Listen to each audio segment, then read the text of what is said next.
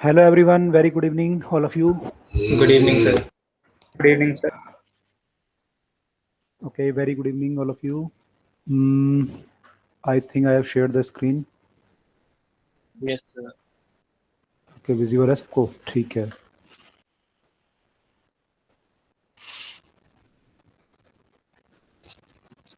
ये हमने last time किए थे ना क्वेश्चंस.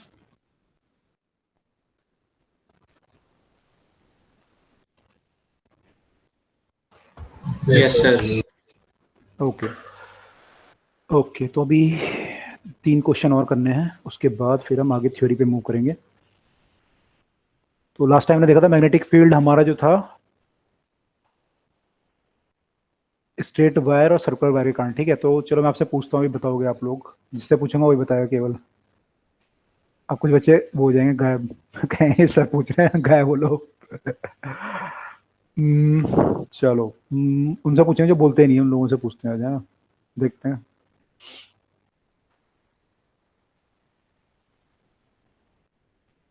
चलो भाई, आयुष से पूछते हैं. Ayush Kumar is there.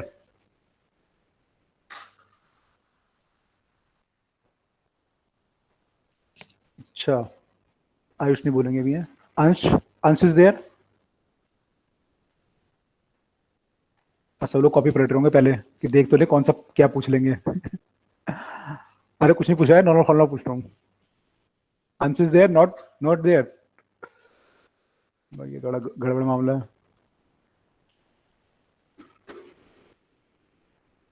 दिखता, आप बताओगे.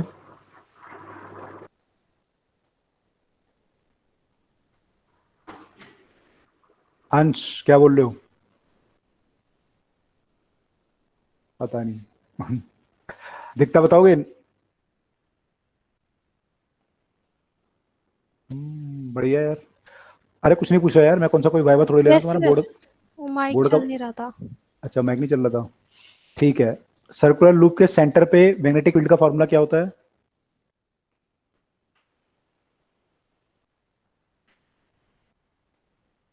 ध्यान है.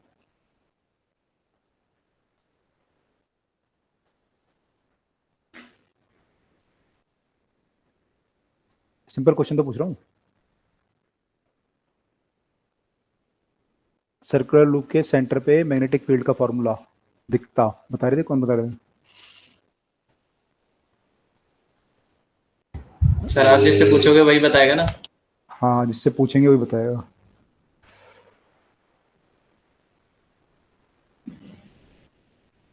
वाइवा में ऐसे पूछते हैं, बोर्ड का जब वाइवा होता है ना, ऐसे शुरू करते हैं. कुछ भी सिंपल पूछ लेते स्कूल हैं. में वाइवा हुआ था. हाँ, मेरे स्कूल तो में वाइवा हुआ था टीचर्स ले रहे थे. हुआ था. सर अच्छा. म्यू नॉट बताओ. आई बाई 2r. इतनी देर में क्यों बताया. सर याद नहीं था ना. याद नहीं था. दूसरा वाला याद है इसका, इनफाइनाइट वायर का. चलो किसी और से पूछते हैं फिर.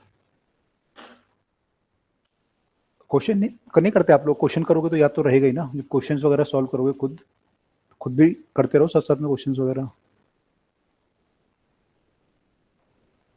रोहित, आप बताओगे. Rohit Sharma is there.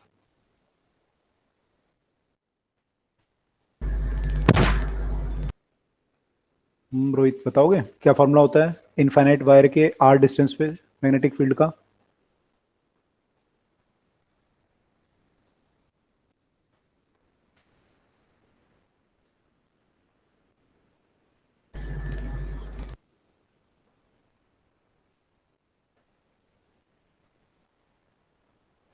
No idea. No sir. ओहो यार, तो गड़बड़ है यार. आप लोग वो नहीं कर रहे क्वेश्चन. एक बार नोट्स देखे नहीं आपने पिछली बार जो पढ़ा था हमने. फिर कैसे होगा. अच्छा. रोश इज देयर नेक्स्ट. रोहित के बाद रोश, आप बताओगे. ROSH लिखा है. रोश, आई डोंट नो. रोश नाम है.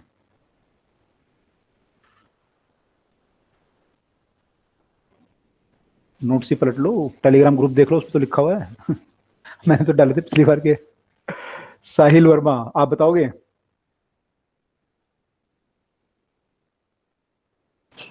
फिर मैं टेलीग्राम ग्रुप में नहीं हूँ, मुझे ऐड होना है उसमें। ऐड होना है तो मधु मैडम को बोल दो एक बार, मधु मैडम का नंबर होगा ना आपके पास, ओके सर। उनको बोल दो, कर देंगे।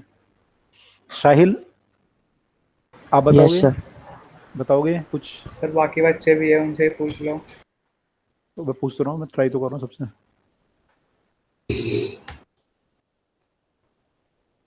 No idea? No sir. भाई गड़बड़ है तो इजी फॉर्मूले हैं, सबको याद होने चाहिए थे अब तक।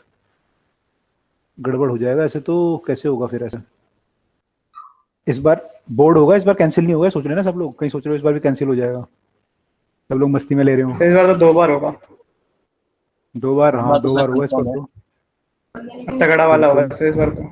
यस सर, इस बार तो होगा ही होगा। बोर्ड तो होगा ही, और आप लोगों को तो ऐसे भी नीट और जेई देना है तो वैसे भी हो ही रहा है, अभी भी हो रहा है, तो गड़बड़ हो जाएगा ऐसे आप लोग अगर वो नहीं करोगे, है ना। मैं किसी को पर्सनली नहीं बोल रहा, लेकिन आई होप कि इतना सब लोगों को करना चाहिए। अक्षित भारद्वाज आप बताओगे? Yes sir. बताइए। किसका सर? सर्कुलर वायर का, स्ट्रेट वायर का? स्ट्रेट इनफाइनाइट वायर का, आर डिस्टेंस पे। Sir mu naught I upon 2 pi R. I upon 2 pi R, correct, बिल्कुल सही है। हाँ तो इतने देर में सबको बता देना चाहिए यार, इतने देर में तो आप पलट की किताब पढ़ के बता देते, बाकी लोग भी कहीं ना कहीं देख के तो बता ही देते। चलो, तो ये 2 फार्मूले हमने लास्ट टाइम किए थे, आई होप सबको। आप कैसे होप करूंगा, तो होप ही नहीं कर सकता। सर बायोट-सैवर्ट लॉ भी किया था। हाँ हाँ तो किया था, लेकिन मैं एक्चुअली ये फार्मूले जो इस पे बेस्ड क्वेश्चंस हैं। सर एक चीज पूछनी थी। हाँ जी पूछो। सर ये जो आर होता है सर, ये परपेंडिकुलर डिस्टेंस होता है ना? ये आर जो होता है ये परपेंडिकुलर होता है, अगर परपेंडिकुलर ना हो, ऐसा हो मान लो, तो क्या करते हुए साइन थीटा वगैरह लगाओगे फिर तो, अच्छा सर। है ना। फिर तो वाला फॉर्मूला हो गया, जैसे मान लो अगर ये डिस्टेंस आर है तो आपको परपेंडिकुलर निकालना पड़ेगा, या तो डिस्टेंस डी, जी सर। फिर फॉर्मूला ये लग जाएगा, फिर डी आ जाएगा। ठीक है सर। ओके, अगर ऐसा किसी को डाउट हो तो उसको डेरिवेशन याद करना चाहिए कि मैं डेरिवेशन किया था तो कैसे किया था। सर बस एक ही चीज में डाउट हो रहा है, डायरेक्शन में बहुत ज्यादा डाउट हो रहा है। देखो डायरेक्शन किस में, सर्कुलर वाली वायर में, इनफाइनाइट वाली ये स्ट्रेट वायर में? सर ये डाउट है कि सर इनवर्ट कब होगा, आउटवर्ट कब होगा। ओके, स्ट्रेट वायर के केस में या सर्कुलर वाले, या दोनों में? सर दोनों में बता दीजिए। मान लो सर्कुलर वायर है, ठीक है। अब ये जिससे पूछूंगा बताएगा कि यहाँ पे फील्ड जो है, फील्ड लाइन यहाँ पे सेंटर पे अगर मैं देखूँ तो ये ऊपर को होंगी या नीचे को होंगी, और कौन से रूल के अकॉर्डिंग होंगी, ठीक है। तो कौन रह गया था पिछली बार? अली अफजल इज देयर, आप बताएंगे कुछ इस केस में? जी सर। यस बताइए प्लीज, कहाँ पे होगा उसका मैग्नेटिक फील्ड? ऊपर की तरफ होगा या नीचे की तरफ होगा, सेंटर पे? एंड ये क्लॉकवाइज करंट फ्लो हो रहा है। सर इनवर्स होगा सर, नीचे की तरफ होगा। Okay, because of which law, किस लॉ से बोल रहे हैं आप? कौन सा रूल लगाया, मतलब आपने क्या, कैसे पता करा कि नीचे होगा? सर स्क्रू लॉ होता है ना सर? ओके, स्क्रू लॉ से किया। जी सर। ठीक है, स्क्रू लॉ या राइट हैंड थंब रूल से कर सकते हैं, तो डाउनवर्ड आएगा, बिल्कुल करेक्ट, ठीक है। तो मैग्नेटिक फील्ड यहाँ पे ऐसा कुछ बनेगा, राइट, नीचे की तरफ को बनेगा। तो अगर मैं ऐसा, हमारा ये होता है लूप, तो मैं क्या बोलता है, फील्ड इज क्रॉस, ऐसा बनाते हैं यहाँ पे,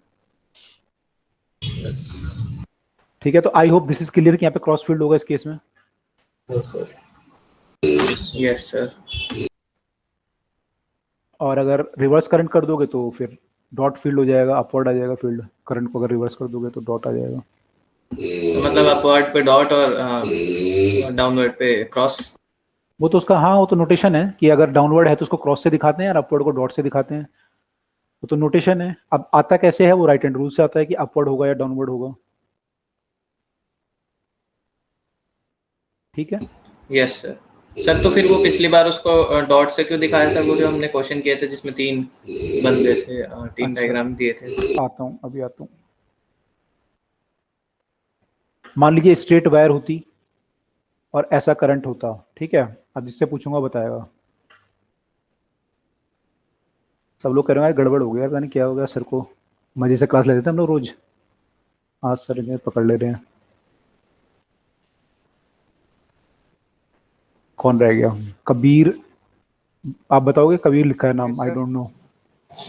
कबीर नाम है आपका? यस, बताइए फिर। यहाँ पे इसके लेफ्ट साइड पे यहाँ पर फील्ड कैसा होगा? लेफ्ट साइड पे अपवर्ड होगा या डाउनवर्ड, क्रॉस या डॉट? Sir outward. आउटवर्ड कैसे निकाला आपने? Screw rule. कैसे स्क्रू रूल कैसे लगाया? सर इस साइड मतलब एंटी क्लॉकवाइज घूमेगा ना वो। ओके, तो ऐसे लगाया आपने। Yes sir. ओके, तो यहाँ पे फील्ड अपवर्ड होगा, ठीक है। इस साइड को इनवर्ड। डाउनवर्ड? इनवर्ड। इनवर्ड होगा सर। फिर स्क्रू कैसे लगाएंगे? राइट हैंड थंब रूल लगा लो आप लोग, जो स्क्रू रूल, क्योंकि हमने तो राइट हैंड थंब रूल पढ़ा है ना। तो राइट हैंड थंब रूल अगर आप लगाओगे, सर यहाँ पर कहाँ पता करंट को चल रहा है किससे कहाँ रिप्रेजेंट करते अपवर्ड हैं? कहाँ डाउनवर्ड? हाँ, यहाँ पे जो करंट है उसके डायरेक्शन में थंब होगा, ठीक है। यस सर, ये तो समझ आ गया जो आपने बनाया था, लेकिन ये नहीं समझ आ रहा कि उस तरफ अपवर्ड क्यों, डाउनवर्ड भी तो सर। इस तरफ? Yes sir. ओके, आपकी फील्ड लाइन कैसे बन रही है? राइट हैंड थंब रूल अगर मैं लगाऊंगा तो फील्ड कैसे आ रहा है? मैंने यहाँ से उंगलियां ऊपर आती हुई दिख रही हैं आपको या नीचे जाती है? अगर मैं ऐसे थंब रखूँ अपना इधर को, तो क्या आपकी उंगलियां ऐसे ऊपर आ रही हैं, नीचे की तरफ जा रही हैं? कर्ल कैसे ले रहा है? आपकी उंगलियां ऐसे कर्ल ले रही हैं या ऐसे कर्ल ले रही हैं, उल्टा ले रही हैं? सर वो लेफ्ट में जो बनाया आपने ऐसे वाला है, तो यहाँ आपकी उंगलियां इस वायर के नीचे से जाएंगी और घूम के वैसे ऊपर आ रही होंगी, ऐसे आ रहे होगा ना अगर आप वायर को पकड़ लो। Yes sir. तो यहाँ से आपकी उंगलियां ऊपर आती हुई दिखाई दे रही है, नीचे जाती हुई दिखाई दे रही है? यहाँ पे सर ऊपर। ऊपर, तो फील्ड क्या होगा? यहाँ पे अपवर्ड होगा। Yes sir. और यहाँ पे डाउनवर्ड, यहाँ नीचे जाती दिखाई दे रही होंगी आपकी उंगलियां, तो नीचे डाउनवर्ड होगा राइट साइड पे, है ना। तो राइट साइड पे आपकी उंगलियां डाउनवर्ड जाती हुई दिखाई देंगी। अगर आप वायर को पकड़ लोगे अपने हाथ से और थंब को करंट की डायरेक्शन में रखोगे, तो आपकी उंगलियां यहाँ पे नीचे जाती हुई दिखाई देंगी राइट साइड पे, तो डाउनवर्ड फील्ड होगा। और यहाँ पे ऊपर आती हुई दिखाई देंगी तो यहाँ पे अपवर्ड फील्ड होगा। Okay sir, clear. क्लियर हो गया? ओके, आप कौन सा क्वेश्चन बोले थे आप लास्ट टाइम हमने जो किया था, उसमें उल्टा क्यों लिया था? सर इसमें Excuse 3 me, sir. फिगर्स दी हुई थी। मेरे स्कूल में भी यही चैप्टर चल रहा है, बट सर कुछ डाउट आ रहे थे क्वेश्चंस में। सर आगे है वो, थोड़ा पीछे निकल गया। स्कूल में चैप्टर चल रहा है, ये डाउट है? वही वाला सर, पीछे दो स्लाइड्स पीछे, ये वाला। इसमें हमने फील्ड कौन सा केस में बोले, फर्स्ट, सेकंड या third? Sir first case. First case में हमने 3 इस वायर के कारण फील्ड लिया था, इसके कारण लिया था और इसके कारण, ठीक है। पहले वायर के कारण बताओ। सर वो क्रॉस तो समझ आ गया क्यों आया फर्स्ट, ऊपर की तरफ सर, नीचे लेकिन नीचे डॉट क्यों लिया? इस वाली वायर के कारण फील्ड कैसे आएगा यहाँ पे? इस वाली वायर के कारण अगर मैं यहाँ पे फील्ड निकालूंगा पी पे, तो कैसे आएगा? अपवर्ड आ रहा है, डाउनवर्ड आ रहा है इस वायर के कारण? सर अपवर्ड आना चाहिए। अपवर्ड आएगा, है ना। राइट हैंड थंब रूल से लगा लूंगा ना, तो अपवर्ड आएगा, तो डॉट आएगा ये इसके कारण। और अगर मैं इस वाली वायर के कारण, ये तो समझ में आ गया, स्ट्रेट वायर के कारण अपवर्ड आ रहा होगा। Yes sir. ठीक है, और जो ये वाली वायर है सर्कुलर वायर, इसके कारण कैसे आएगा? इसमें थंब बताएगा आपको डायरेक्शन, करंट उंगली, बाकी उंगलियां करंट की डायरेक्शन में होंगी और थंब आपका फील्ड के डायरेक्शन में होगा। सर यहाँ पे भी वही आएगा अपवर्ड, तो 2 अपवर्ड आ रहे हैं और 1 डाउनवर्ड आ रहा है, तो एक मैंने क्रॉस लिया था, 2 अपवर्ड, ये तो लिया था। यस सर, क्लियर हो गया अब सब। ओके, और किसी को डाउट, कोई कुछ डाउट है किसी को इसमें? अच्छा, कोई कुछ पूछ रहा था कि स्कूल में कुछ चल रहा है उसमें डाउट है, किस टॉपिक पे डाउट है आपको? कौन बोल रहा था अभी? स्कूल में कुछ हमारे टॉपिक चल रहा है सेम, लेकिन कुछ डाउट है, किसी को नहीं है? ओके, क्लास के बाद पूछ लेना अगर डाउट होगा ऐसा कोई, ठीक है। चलो, तो ये दोनों हमारे, आई थिंक सबको डायरेक्शन वगैरह क्लियर है कि डायरेक्शन क्या होती है, ठीक है। और फॉर्मूला भी क्लियर है, तो सबको याद रखना है फॉर्मूला ये। Yes sir. ठीक है, ये फॉर्मूला याद रखना है। मैं तो आपको क्वेश्चन कराने वाला था, आप क्वेश्चन कैसे करोगे फिर बिना फॉर्मूले के? अगर आपको याद नहीं था आप तो फिर क्वेश्चन ही नहीं कर पाते। चलो क्वेश्चन करते हैं। क्वेश्चन है कि two identical long conducting wires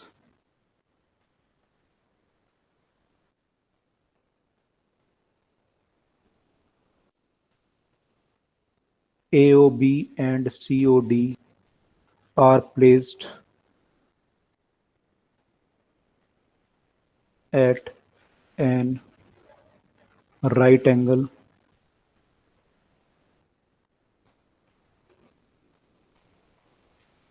to each other such that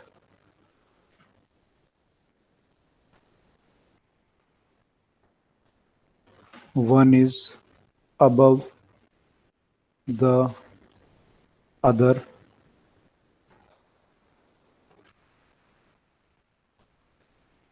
and O is their common point। कितने लोगों के दिमाग में इमेज बन गई कि इमेज क्या है? ये यहाँ पे इमेज बनाना बहुत जरूरी है। Yes sir. ओके, बाकी लोगों के दिमाग में बनी क्या है ये, क्या बोल रहा है क्वेश्चन में? दो वायर हैं, परपेंडिकुलर हैं, लेकिन एट सम डिस्टेंस, इसका मतलब क्या है ये? बाकी लोगों को समझ में आ रहा है? मतलब वायर जो है कैसे रखी हुई है? कुछ डिस्टेंस पे एक के ऊपर एक होगी, लेकिन कुछ डिस्टेंस पे होगी, है ना? एक बार मतलब ऐसे है और एक परपेंडिकुलर है, लेकिन ये इस पे टच नहीं कर रही, ऐसे कुछ है ये, तो ऐसे कुछ रखी होंगी, है ना? और ये ओ जो होगा यहाँ कहीं होगा, और ये बहुत लंबी वायर है और ये वाली बहुत लंबी वायर है, लेकिन टच नहीं कर रही, ये यहाँ पे जो है इनका कॉमन पॉइंट है। ठीक है, ये एक्स एक्सिस और वाई एक्सिस मान लो, लेकिन ये थोड़ा सा डिस्टेंस पे है ऊपर नीचे, और ये ओ एक कॉमन पॉइंट है इसका। ठीक है, तो ये कितने लोगों परपेंडिकुलर है तो पिक्चर नहीं बनी थी? हाँ, परपेंडिकुलर मतलब कि स्पेस में परपेंडिकुलर होंगी ना, ऐसे होगी, और एक उसके ऊपर है तो परपेंडिकुलर ही है। भाई आप एक्स वाई एक्सिस को दिखाते हो तो ऐसे दिखाते हो ना कई बार, एक्स और वाई। Yes sir. तो ये जो एक्स है यहाँ पे टच कर रहा होता है ऐसे, लेकिन ये टच नहीं कर रहा है, इससे थोड़ा ऊपर है ये, यहाँ पे मान लो एच डिस्टेंस पे, ऐसे है ये। तो एक वायर यहाँ पे है और एक वायर यहाँ पे है इस केस में। ठीक है, यस सर। ओके, तो ये पिक्चर बनना बहुत जरूरी है। जो आपके फिजिक्स में क्वेश्चन नहीं होते जिन लोगों के, उनका सबसे बड़ी प्रॉब्लम ये होती है कि वो लोग इमेजिन नहीं कर पाते कई चीजों को, और यहाँ पे इमेजिनेशन बहुत जरूरी है। तो फटाफट से इमेजिन करना होता है हमें कि एक्चुअली क्वेश्चन है बोलना क्या चाह रहे हो। सर इमेजिन तो कर लिया था, पर स्ट्रेट किया था एकदम। अच्छा, तो स्ट्रेट मतलब ऐसे होगा, आपने ऐसे माना होगा, यस सर। कुछ डिस्टेंस पे होगा। हाँ ठीक है, वो तो मैंने आपको दिखाने के लिए कर दिया। अगर मैं ऐसे आपको करता, आपको पता नहीं चलता ना कि बीच में कुछ डिस्टेंस है, कैसे दिखाता मैं आपको? वो तो मैं ऐसे दिखा सकता हूँ ऑब्लिक करके। ठीक है, तो ये बहुत जरूरी है आप लोगों के लिए। तो O is their common point, the wire carries I1 and I2 current.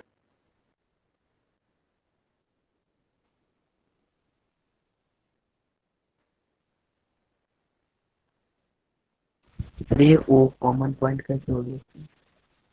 Common मतलब वहां पे दोनों वायर हैं, एक उसके थोड़ा नीचे होगी और एक थोड़ा ऊपर होगी, ये मतलब होगा, है ना? क्योंकि एक जगह पे तो आएंगी नहीं वायर कभी भी एक पॉइंट पे, तो इसका मतलब बस ये हुआ कि यहाँ पे दोनों एक दूसरे के ऊपर नीचे हैं। बाकी जगह तो कहीं ऊपर नीचे भी नहीं होंगे ना वायर। बाकी अगर आप और पॉइंट देखोगे तो कहीं ऊपर नीचे भी नहीं होंगे एक दूसरे के।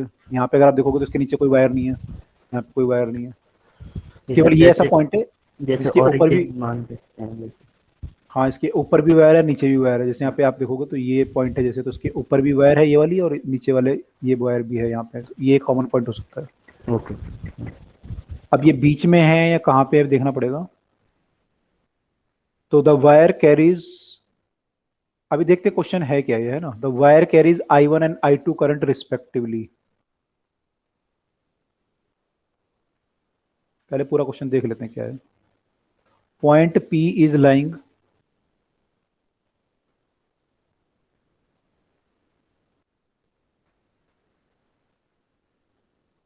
at a distance from O, at a distance D from O, along a direction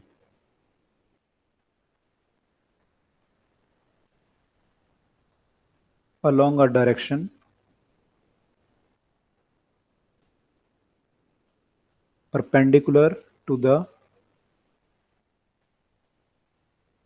plane containing the wire. अब देखो उसने लैंग्वेज चेंज करनी शुरू करी थोड़ा सा। Containing the wire.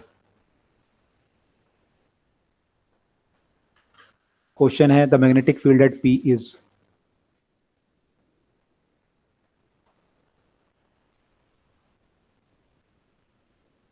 ठीक है, तो ये पॉइंट जो डी है वो at some distance from O है इन द प्लेन, तो ये पॉइंट यहां कहीं हो सकता है।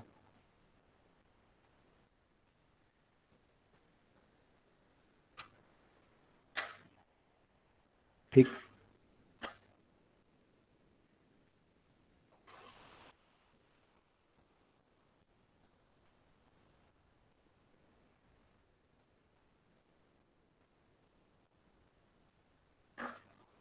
तो ये दोनों जो वायर हैं यानी बहुत, इससे क्या और क्या पता चल रहा है आपको जो आगे डाटा दिया हुआ है? वायर बहुत पास में। बिल्कुल, वायर बहुत पास में रखी हुई है, क्योंकि डी डिस्टेंस इसने बोला कि वायर, देखो क्या लिखा है, देखो along a direction perpendicular to the plane containing the wire, perpendicular to the plane containing the wire. तो प्लेन, वायर तो प्लेन में है ही नहीं, वायर तो अलग अलग उसमें है। Yes, sir. तब भी ये कह रहा है कि प्लेन कंटेनिंग द वायर, इसका मतलब कि दोनों वायर बहुत पास पास हैं, ये दोनों वायर, इनके बीच का डिस्टेंस बहुत कम है ये। ठीक है, मैंने तो ये जो वायर है लगभग ऐसे रखी हुई है, मैंने टच करते हुए मानो थोड़ा सा ऊपर है बस, और आपको यहाँ पे निकालना है कि मैग्नेटिक फील्ड कितना होगा यहाँ पर। ठीक है, तो दोनों वायर का, अब इन्होंने टच क्यों नहीं कराई? करंट डिक्रीज हो जाता है। हाँ बिल्कुल, अगर करंट अगर टच करते तो हो सकता है कुछ करंट यहाँ चला जाए, मैंने जरूरी नहीं है कि ये I1 है तो ये भी I1 हो, ऐसा कोई जरूरी नहीं होगा उस केस में फिर, और ये I2 है तो ये I2 होगा, ऐसा कोई जरूरी नहीं है। अगर ये टच कर रही होंगी तो हो सकता है ये I2 हो, ये I2 डैश कुछ और हो जाए, कुछ करंट यहाँ से यहाँ चला जाए, यहाँ से यहाँ वापिस आ जाए, तो ये करंट डिफरेंट हो सकता है, फिर आपको निकालना मुश्किल हो जाता। तो इन्होंने बोला टच नहीं कर रही, यानी ये करंट यहाँ पे I1 होगा थ्रू आउट, और ये वाला I2 होगा थ्रू आउट। किसी को भी I1 किसी को भी I2 मान सकते हैं। Done sir. Done, okay. बाकी लोग भी देखो, तो देखो ये कई बार बच्चे इसमें फंस जाते हैं कि यार ये तो कैसा दिया हुआ है, ऐसा तो हो नहीं सकता, या ऐसा तो थोड़ा बहुत आपको एजम्पशन मानना पड़ेगा, और ये आप जब क्वेश्चन करोगे तो आपको क्लियर होगा कि क्या एजम्पशन हम मान सकते हैं और क्या एजम्पशन नहीं मान सकते। तो ये इनफाइनाइट वायर है। हाँ, लॉन्ग दिया है, देखो इनफाइनाइट नहीं बोला, लेकिन लॉन्ग है तो लॉन्ग में आपको इनफाइनाइट का ही फॉर्मूला लगाना पड़ेगा, क्योंकि फिर थीटा बीटा तो दिया नहीं, यहाँ पे थीटा देते नहीं तो θ1 θ2 वो तो दिया नहीं कुछ। Mu naught I by 2 pi D, I यहाँ पे under root I1 square plus I2 square है। ओके, ठीक है। बाकी लोग भी निकाल लो, दोनों का फील्ड आएगा, दोनों के फील्ड को ऐड करना पड़ेगा वेक्टर की तरह। Yes, sir. डन, इसका जो आंसर आएगा that will be mu naught upon 2 pi D root of I1 square. Sir ये जो आई कैप लेंगे ये नेगेटिव लेंगे या पॉजिटिव लेंगे? क्या फर्क पड़ेगा उससे? Magnitude निकालो। माने आप डायरेक्शन वेक्टर वैसे निकालना चाहते हो आई कैप की फॉर्म में, तो वो दिया नहीं है आपको, दिया नहीं है कि ऐसा करंट है या इधर को है या इधर को है, और आंसर भी हमें जो दिया हुआ है वो आई जे की फॉर्म में नहीं दिया, वो ऐसे मैंने मैग्नीट्यूड की बात की गई है, तो कोई प्रॉब्लम नहीं है, कुछ भी ले सकते हो। Okay sir.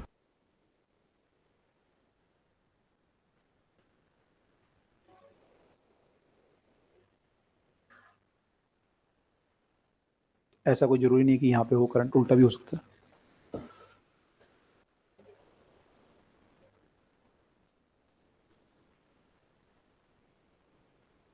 निकाला बाकी लोगों ने कि नहीं?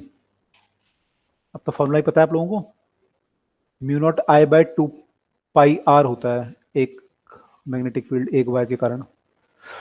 दोनों वायर का जो पहली वायर के कारण जो फील्ड आएगा mu naught I by 2 pi D आएगा, दूसरे का सर आएगा done. Mu naught I2, very good, mu naught I2 by 2 pi D आएगा। फिर दोनों को एज अ वेक्टर ऐड करेंगे, परपेंडिकुलर वेक्टर हैं उनको ऐड कर लेंगे। Done sir. डन। अभी किसने बोला था डन? दिव्यांश ने बोला था कि दिक्ता ने बोला था? सर दिखता। दिक्ता ने बोला था, okay.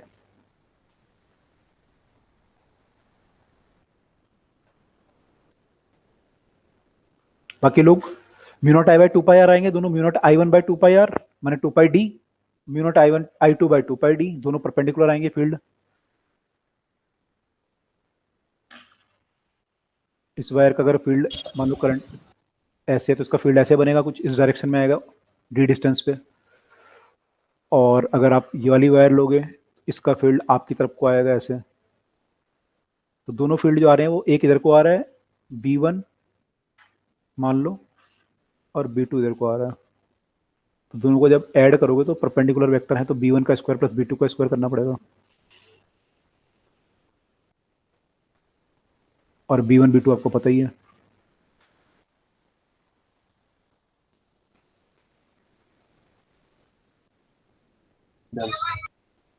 Done.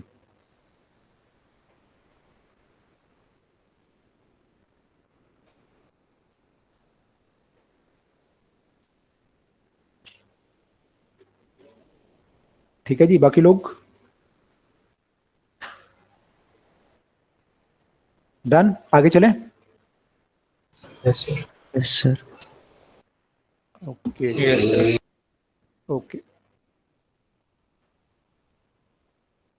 Sir sum of two vectors का formula under root of A square plus B square plus 2ab cos theta होता है ना? हाँ, A square plus B square plus 2b cos theta. ठीक है, तो यहाँ पर थीटा 90 हो जाएगा, तो A square plus B square आ जाएगा बस। Okay sir. ओके, अगला क्वेश्चन मैं लिख देता हूँ।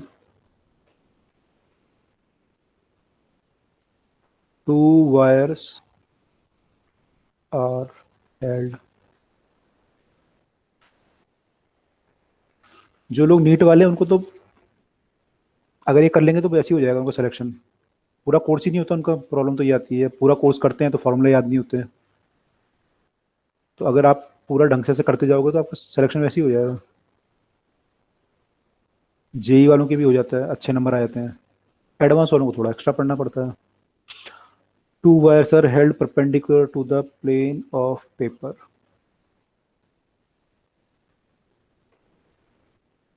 Plane of paper at and are at 5 meter apart.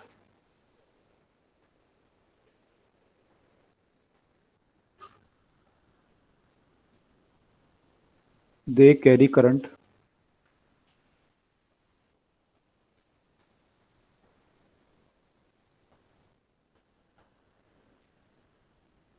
2.5 ampere and 5 ampere in the same direction. In the same direction. Then the magnetic field strength be at a point midway between them will be। कितना magnetic field होगा? Mu not और to, mu not और पाई की term में answer बताना है। Answer mu naught और पाई की टर्म में दिए गए, सॉल्व नहीं करना उसमें, मतलब वैल्यू पुट नहीं करनी, म्यू नॉट और पाई की टर्म में। वैल्यू से पुट कर दिया आगे। ओके, बिना वैल्यू के बताओ म्यू नॉट और पाई की टर्म में क्या आएगा? 2.5 और 5 ampere in the same direction. Sir mu naught by 4 pi. Mu naught by 4 pi, B answer. 4 pi आ रहा है बाकी लोगों का? यहाँ कुछ और दिया हुआ है।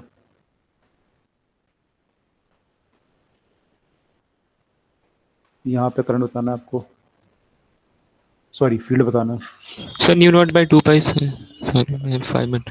हाँ, म्यू नॉट बाय 2 पाई आएगा। अच्छा मैंने पूरा 5 मीटर ले लिया। बी का अच्छा डन। डन।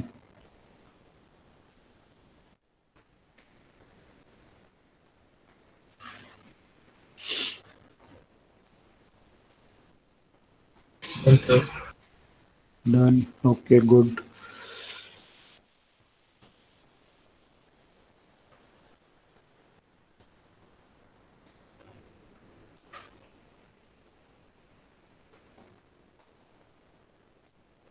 फॉर्मूला सबको ध्यान होगा, mu naught I by 2 pi R. दोनों फील्ड निकालेंगे, बस ये देखना है दोनों का फील्ड आर तो यहाँ पे 2.5 मीटर आ जाएगा। बस ये देखना है यहाँ पे कि अब दोनों फील्ड ऐड होंगे या सब्ट्रैक्ट होंगे, सेम डायरेक्शन में आ रहे हैं या अपोजिट डायरेक्शन में। ठीक है, सर म्यू नॉट अपॉन में 2 पाई। हाँ this is the answer. Okay, इसका फील्ड अगर हम देखें, इसका फील्ड मैंने सेम डायरेक्शन में करंट है, अब ये लिखा नहीं कि अपवर्ड है या डाउनवर्ड, मान लेते अपवर्ड होता अगर ऐसा करंट, तो इसका फील्ड यहाँ पे कैसे आएगा, अंदर को आएगा या बाहर को आएगा? इनसाइड। Inside cross. और इस वाली वायर के कारण आउटसाइड। आउटसाइड। तो यानी दोनों को माइनस करना पड़ेगा, यस सर। दोनों को माइनस करना पड़ेगा, B1 माइनस B2 करना पड़ेगा। म्यू नॉट आई यानी कि 5 ampere by 2 pi R, R आपका 2.5 है, minus mu naught 2.5 by 2 pi 2.5। बस सॉल्व कर लो इससे, 2 ये 2 आ जाएगा, इससे ये कट जाएगा 1 टाइम, तो 2 of mu naught by R यानी म्यू नॉट बाय 2 पाई बचेगा। ठीक है, I hope this is clear to all of you. Yes sir sir. B2 minus B1 B2 minus B1 भी कर सकते हैं, अगर ये आएगा तो उसमें क्या लिखोगे आप, दिस फील्ड इज क्रॉस। अगर आप B2 माइनस B1 करोगे तो minus of mu not 2 pi आएगा, ऐसे लिखोगे फिर आप आंसर। तो बात वही है, ये सही है यस वैसे तो, है ना, ये तो ऐसे लिखे कोई सेंस नहीं है ना। सर लेकिन ऑप्शन में तो शायद यही पॉजिटिव ही दे रखा होगा। पॉजिटिव ही दे रखा होगा, है ना, तो उसमें तो कोई जरूरत नहीं थी मैं माइनस प्लस की, लेकिन ठीक है दोनों सही है। अच्छा एक चीज बताओ मुझे अब कि, लास्ट स्लाइड दिखाएंगे। हाँ जी लास्ट स्लाइड। लास्ट सर वो म्यू नॉट अपॉन में 2 पाई इनटू में क्या लिखा है? इनटू ने लिखा, क्रॉस लिखा है, क्रॉस फील्ड होगा, अंदर की तरफ को होगा मतलब। Okay sir. आप देखोगे कई बार ऐसा आंसर भी आता है पेपर में ना, क्रॉस क्रॉस लिखा हुआ आता है कि 5 टेस्ला क्रॉस, ऑप्शन आएंगे ना आप पे तो लिखा होगा 5 टेस्ला क्रॉस, बी ऑप्शन होगा 5 Tesla dot, 3 Tesla cross, 3 Tesla dot, ऐसे ऑप्शन भी आते हैं।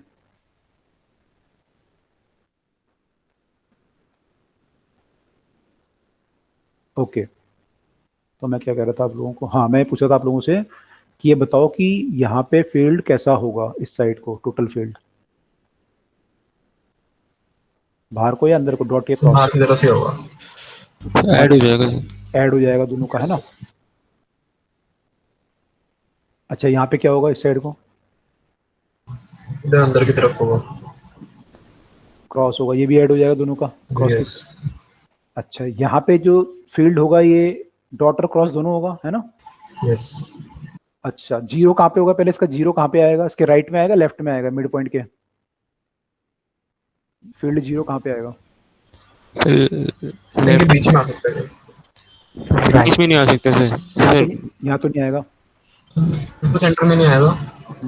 इसके सेंटर के राइट में आएगा या लेफ्ट में? राइट। राइट में। राइट में, यहाँ पे क्यों, यस। राइट में क्यों आएगा?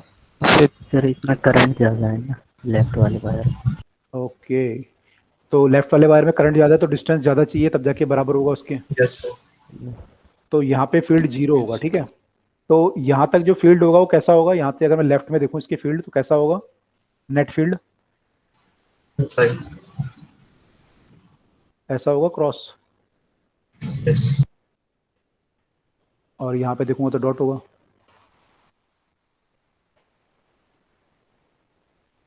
ठीक है, ऐसा होना चाहिए। तो इसने जो पूछा था, यहाँ पे पूछा था यहाँ पे फील्ड कैसा होगा, तो ये पॉइंट यहाँ पे था एक्चुअली, इसलिए क्रॉस आया था ये। सर ये राइट में होना चाहिए ना क्रॉस? राइट में क्रॉस क्यों होना चाहिए? सर मतलब वो जो आपने बीच में बनाया उसकी बात कर रहा था। जहाँ पे जीरो फील्ड है, yes sir.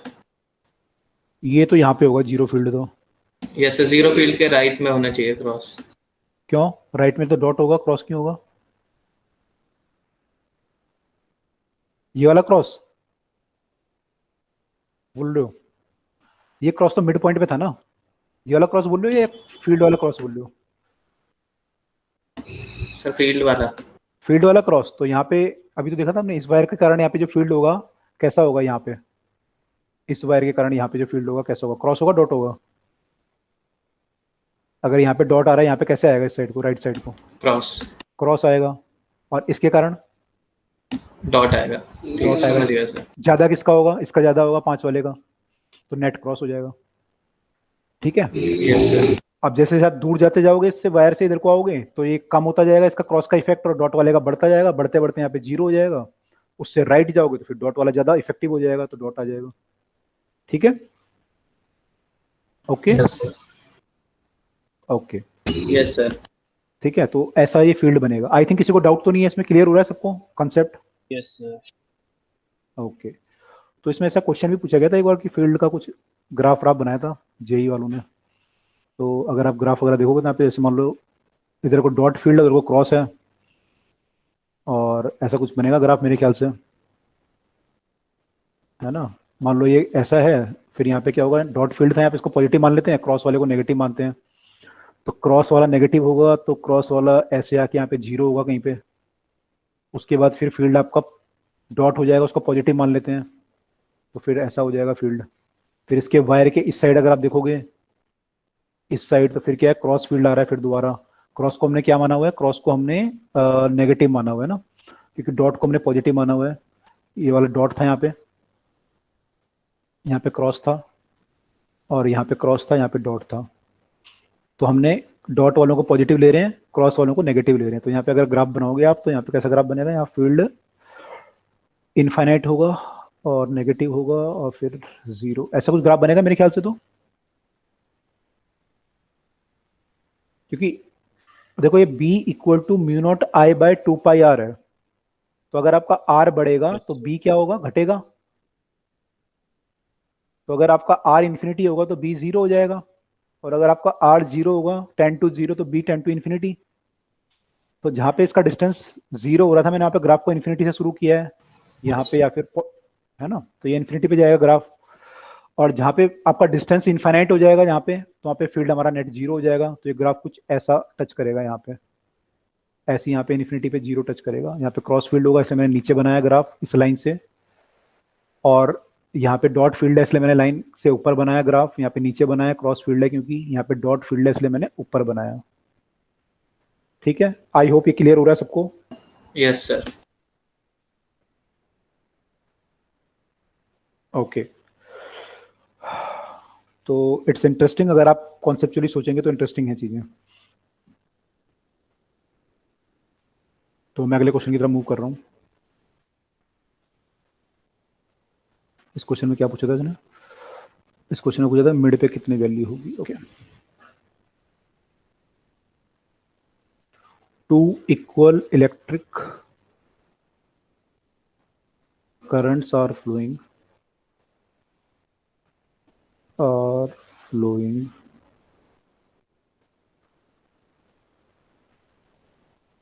perpendicular to each other as shown in the figure.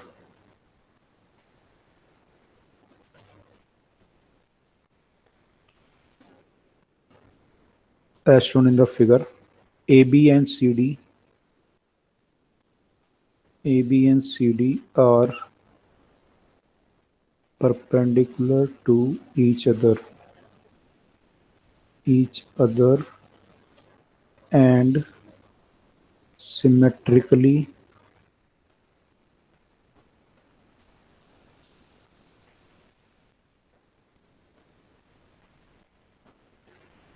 placed with respect to the current. ठीक है, मैं डायग्राम बना देता हूँ अभी, इसके आगे एक और लाइन है वैसे क्वेश्चन में, तो थोड़ा नीचे बनाता हूँ। ये करंट है और ये भी करंट है, तो दिस इज, यहाँ पे जो डायग्राम दिया हुआ है ऐसा दिया हुआ है, ये आई है and this is A B,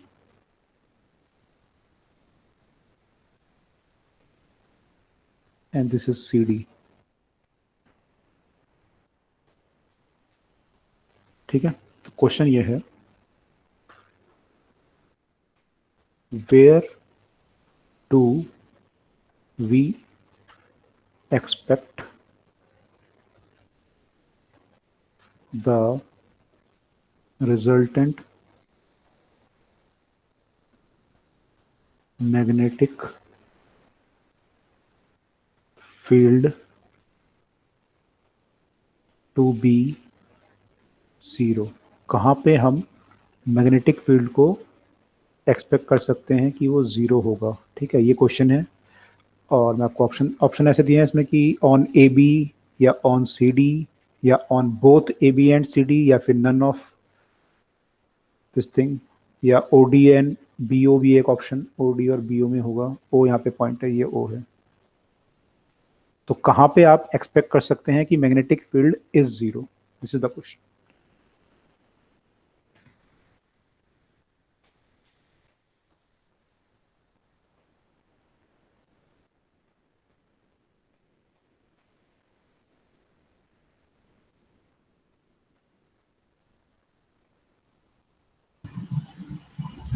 So on AB. Sir, AB. A B, okay good. देखते हैं आंसर क्या दिया है। सर जिस प्लेन में ए बी सी डी है वो एक ही प्लेन में है? हाँ, ये सब सेम प्लेन में रखे हुए हैं। Current A B C D सब एक प्लेन में। यस सर, ए बी पे आएगा, कैंसिल हो जाएगा वहाँ पे। Okay, where do we expect resultant magnetic field to be zero, है ना? तो ए बी पे बोल रहे हैं आप लोग, बाकी लोग भी सोच। ओके, अरे वेरी गुड, सबको आ गया। तो इसके कारण जो फील्ड आएगा इधर को ऊपर होगा और इधर को क्रॉस होगा। ठीक है, मेरे ख्याल से बनेगा। और जो ये वाला है इसके कारण इधर आएगा ऊपर और इधर भी, इधर आएगा नीचे। इसके नीचे की साइड ऐसे आएगा। तो ऐसे फील्ड बनेंगे इन दोनों वायर के कारण। अब ये कहाँ पे कैंसिल हो सकते हैं? तो ये यहाँ पे कैंसिल हो सकते हैं और यहाँ पे कैंसिल हो सकते हैं। तो अगर मैं सिमेट्रिकली प्लेस करूँगा एक लाइन को तो वहाँ पे magnetic field will be zero. दोनों कैंसिल कर जाएंगे तो मैग्नेटिक फील्ड हमारा नेट जो है इस पर जीरो आ सकता है। तो this line was A B line. ठीक है, आई होप सबने निकाल लिया था ये। किसी को डाउट इस पे? No sir. नो। ये एंगल कितना होगा? 45. 45। अगर इस एंगल को घटाना हो मुझे तो क्या करना पड़ेगा? मान लो ये I1 I2 है। अगर इस एंगल को घटाना हो 45 की जगह नीचे वाला 45 घटाना होगा, मतलब कहने कौन सा वाला 45? नीचे वाला 45 घटाना होगा। जो I1 से बढ़ाना पड़ेगा। अगर मुझे ऐसा करना हो इसे, कौन सा करंट बढ़ाना पड़ेगा? I1 बढ़ाना पड़ेगा। ओके, बाकी लोग क्या बोलते हैं? I2 को घटाना होगा। एक ही बात है। I2 घटाना होगा या I1 बढ़ाना होगा, सेम ही बात है। हाँ ठीक है। और कोई इसके अलावा? ऐसे कर सकते हैं हम, अगर करंट को करेंगे तो चेंज करेंगे तो यहाँ पे ये करंट अगर ज़्यादा होगा तो इससे जो डिस्टेंस आपको लेना पड़ेगा फिर वो ज़्यादा लेना पड़ेगा, तब जाके बराबर होंगे आपस में, है ना? ठीक है, तो कर सकते हैं ये। yes, ये पॉइंट और ये पॉइंट जो है परपेंडिकुलर डिस्टेंस यहाँ से लेंगे जब, तो डिस्टेंस ज़्यादा होना चाहिए। अगर ये करंट ज़्यादा है तो ज़्यादा डिस्टेंस होगा, ये डिस्टेंस कम होगा तब जाके बराबर आएंगे। तो यहाँ पे आपको क्या करना पड़ेगा कि I1 should be more than I2, ये कंडीशन लानी पड़ेगी। ठीक है, तो this was apart from the question मैंने डिस्कस किया। आई थिंक जो बेसिक क्वेश्चन है वो सबको क्लियर हो गया है कि ए बी पे जो फील्ड है वो जीरो होगा। ठीक है, yes, sir. ओके। अब जो है एक डेरिवेशन कर लेते हैं फटाफट से। हमने जो मैग्नेटिक फील्ड निकाला था सेंटर पे निकाला था वायर के, सर्कुलर वायर के। अगर सेंटर पे ना निकालें, एक्सिस पे निकालें, तो ऐसा डेरिवेशन किया हमने कभी पहले? एक जमाने में इलेक्ट्रिक फील्ड के लिए किया था। इलेक्ट्रिक, बिल्कुल बिल्कुल। तो ऐसे हमने इलेक्ट्रिक फील्ड का डेरिवेशन किया था, आप लोगों को ध्यान होगा, लेकिन यहाँ पे थोड़ा सा उसमें डिफरेंस है। जब इलेक्ट्रिक फील्ड का किया था तो यहाँ पे क्या था, यहाँ पे चार्ज था यहाँ पे, Yes, sir. और चार्ज के कारण हमने एक एलिमेंट माना था, उसके कारण इलेक्ट्रिक फील्ड यहाँ पे ऐसे हो जाएगा नीचे की तरफ, अगर आप कुछ ज्वाइन करोगे मतलब ऐसे कुछ बनेगा ये E1, और इसके कारण लिया था तो ऐसा बना था E2। फिर ये दोनों बराबर थे, इनके ये वाले कंपोनेंट कैंसिल हो गए थे और ये sir. वाले ऐड हो गए थे, तो ये आपने थीटा माना होगा मान लो, तो अगर ये थीटा होगा तो ये भी थीटा होगा, तो ये E cos थीटा हो जाएगा, E1 cos theta, E2 cos theta, ये आपके। तो आपने E cos थीटा को बेसिकली इंटीग्रेट कर दिया था पूरी रिंग के लिए, तो पूरा रिंग जब आप इंटीग्रेट करोगे तो आपका आंसर आ गया होगा, है ना, ये किया था हमने। Yes. ओके, अब जो है मैग्नेटिक फील्ड का डेरिवेशन है, लेकिन मैग्नेटिक फील्ड में फर्क क्या आएगा, जब मैग्नेटिक फील्ड में मान लो चार्ज तो नहीं होगा, यहाँ पे क्या होगा, करंट होगा, पहली बात तो। Yes. ओके, अब मान लो मैं इस करंट के कारण यहाँ पे फील्ड निकालूं, उसकी डायरेक्शन क्या आएगी?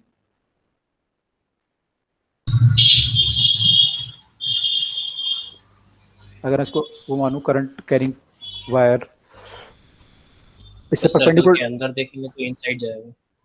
हाँ यहाँ पे तो खैर इनसाइड होगा, लेकिन मैं तो इस पॉइंट पे पूछना चाह रहा हूँ कि इस पॉइंट पे केवल इस एलिमेंट के कारण, है ना, पूरे सर्कल का नहीं बोलना, इस एलिमेंट के कारण। कैसे करें, एंटी क्लॉकवाइज एंटी क्लॉकवाइज? ये अगर मैं यहाँ से देख रहा हूँ तो this current is clockwise. Sir upward आएगा। इसे नीचे की तरफ आना चाहिए, बी Toward the पॉइंट से। center.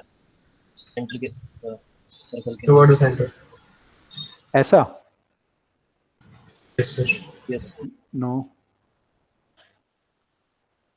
इस एलिमेंट के कारण पूछ रहा हूँ मैं, केवल ये जो एलिमेंट है यहाँ पे, तो इस लाइन के परपेंडिकुलर। इस आउट ऑफ द प्लेन। ऐसे। यस सर, इस प्लेन से बाहर। हाँ, प्लेन से बाहर नहीं है तो ये प्लेन में, मतलब किस प्लेन पे बोल रहे हो आप, किस प्लेन से बाहर? Sir Z axis. मान लो ये आपका एक्स एक्सिस है और ये वाई है और ये जेड है। पहले ये बताओ रिंग कौन से प्लेन पे रखी हुई है? YZ. रिंग का प्लेन वाई जेड है, ठीक है। ये मैग्नेटिक फील्ड कौन से प्लेन में आएगा आपके हिसाब से? X Y. एक्स वाई पे आएगा। तो एक्स वाई बोल रहे हो आपने, परपेंडिकुलर बोल रहे हो ना, perpendicular out of the plane आ रहा है, कौन सा प्लेन में आना चाहिए? एक्स वाई प्लेन में ही आएगा या मैग्नेटिक फील्ड, या जेड में बोल रहे हो आप, क्या बोलना चाह रहे हो? Y Z. वाई जेड में, वाई जेड में कैसे आएगा? देखो ये XZ में आएगा. एक्स जेड में, ओके देखो कैसे आएगा, बाकी लोग भी सोचो।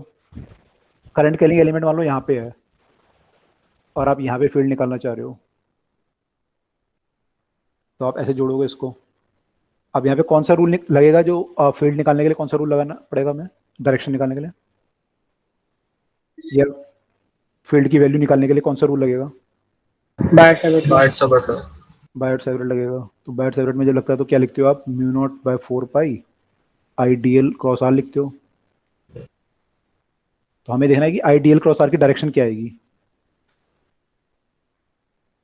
उस पर डिपेंड करेगा सब कुछ। तो आईडीएल आपका जो है, आईडीएल कौन सी डायरेक्शन में आएगा यहाँ पे? Inside of plane. Inside the plane, यानी जेड डायरेक्शन में आएगा। आईडीएल जो है जेड में आ जाएगा, के हो जाएगा आईडीएल वाला। और आर वेक्टर कौन सी डायरेक्शन में लेना पड़ेगा हमें? एक्स वाई प्लेन में होगा आर वेक्टर आपका। Yes. तो ये ऐसे कुछ आएगा, आई प्लस जे मान लो, है ना, something I plus J, A I plus B J, ऐसा कुछ होगा ये, ठीक है। इसका क्रॉस प्रोडक्ट लेंगे तो क्या आएगा? के क्रॉस आई क्या आता है? जे, Yes. और के क्रॉस जे माइनस आई। माइनस आई आएगा। तो ये कौन सा प्लेन आया? आई और जे प्लेन आया। आई जे प्लेन मतलब एक्स वाई प्लेन आया, यानी ये इसी प्लेन में होगा, है ना, जो ये प्लेन था ना ये वाला हमारा, इसी प्लेन में फील्ड होगा, लेकिन नीचे की तरफ को होगा ऐसा, इससे परपेंडिकुलर होगा और ऐसा होगा, फिगर से भी लिखा हुआ है ना। फिगर से भी निकाल सकते हैं सोच के। तो ये क्लियर हुआ सबको, ये एक्स वाई प्लेन में ही आएगा मैग्नेटिक सर फील्ड। एक बार फिर बता दो। वेक्टर अप्रोच समझ में आया कि हमने इसको वेक्टर जो लिया आई प्लस जे, ये समझ में नहीं आया? नो। देखो आईडीएल जो है, आईडीएल क्या है? करंट कैरिंग एलिमेंट है। Current Yes. आपका किधर को जा रहा था? ऐसे जा रहा था करंट आपका। Yes, तो ये sir. डायरेक्शन कौन सी डायरेक्शन है? ये जो रिंग रखी हुई थी आपकी, यहाँ पे रखी हुई है ना आपकी सर रिंग कौन से प्लेन में?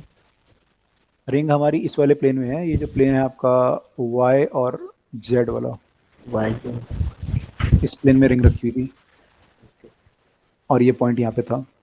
तो ये जो करंट कैरिंग एलिमेंट है, इसका जो करंट की डायरेक्शन है वो कौन सी डायरेक्शन है? जेड। जेड है, तो मैंने इसको के ले लिया। और जो ये आर वेक्टर आएगा वो इधर को आएगा कुछ, ये एक्स वाई प्लेन में है, तो इसकी वैल्यू कुछ ऐसे आएगी ए आई प्लस बी जे, है ना। अब मेरे को इसकी डायरेक्शन निकालनी थी, किसकी? बी की डायरेक्शन। तो बी की डायरेक्शन कैसे आएगी? इन दोनों का क्रॉस प्रोडक्ट करके आएगी, I D L cross R की।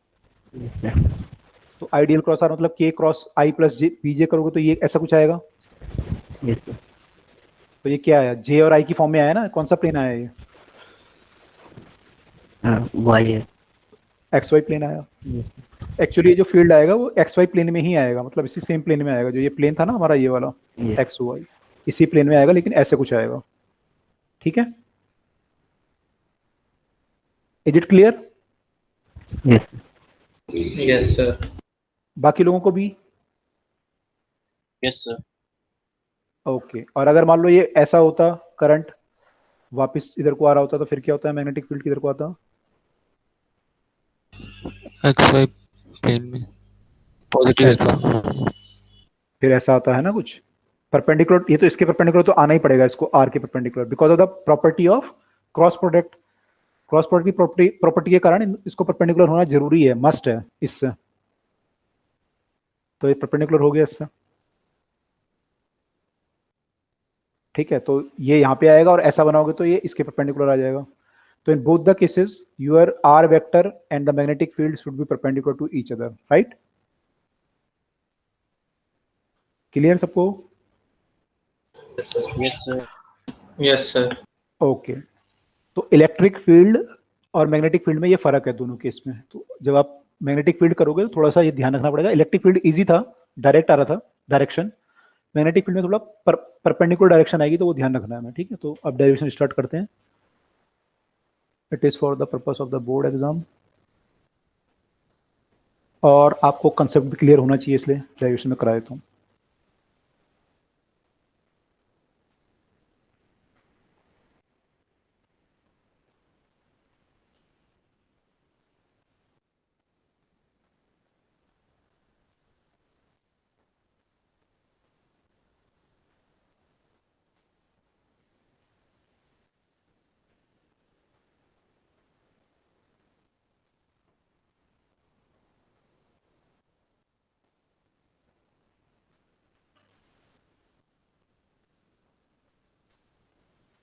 ठीक है, तो ये हम उसके एक्सिस पे निकाल लें करंट कैरिंग सर्कुलर कॉइल। ठीक है, तो ये ऐसी कॉइल रखी हुई है और इसका फील्ड मैंने ऐसे ले लेता हूँ। ठीक है, करंट सॉरी।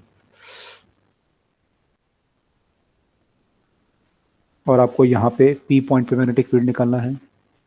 तो आप पहले इस एलिमेंट के कारण फील्ड निकालोगे। एलिमेंट का फील्ड जो यहाँ पे आएगा वो परपेंडिकुलर आएगा।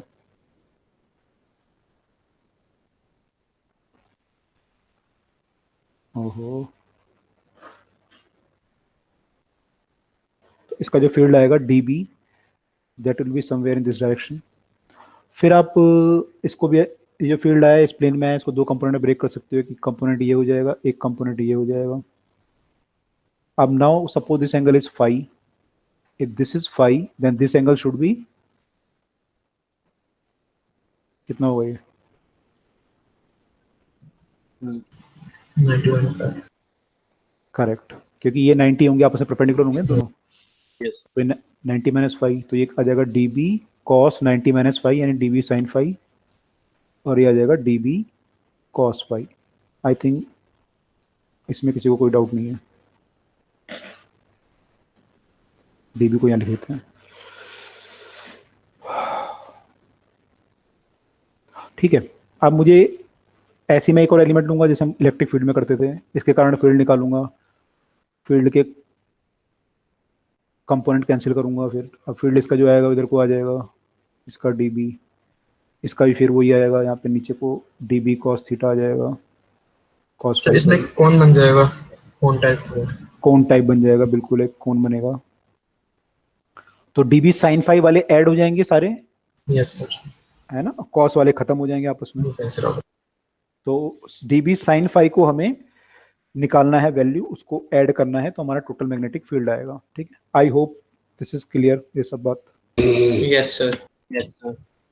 ओके, अब हमें यहाँ पे क्या मालूम था, हमें यहाँ पे मालूम था कि रिंग की रेडियस a है, और जो आप डिस्टेंस ले रहे हो, सपोज x ले रहे हो, तो हमें a और x की टर्म में p पे मैग्नेटिक फील्ड की वैल्यू निकालनी है। करंट की वैल्यू I है मान लीजिए, तो this we have to calculate. ठीक है, तो सर डायरेक्शन क्या है, आपने एंटी क्लॉकवाइज लिया? हाँ, मैंने जो करंट लिया है, अगर आप यहाँ से देख रहे हो तो ये एंटी क्लॉकवाइज है। ठीक है, क्यों लिया मैंने एंटी क्लॉकवाइज पता है क्या कंसेप्ट है?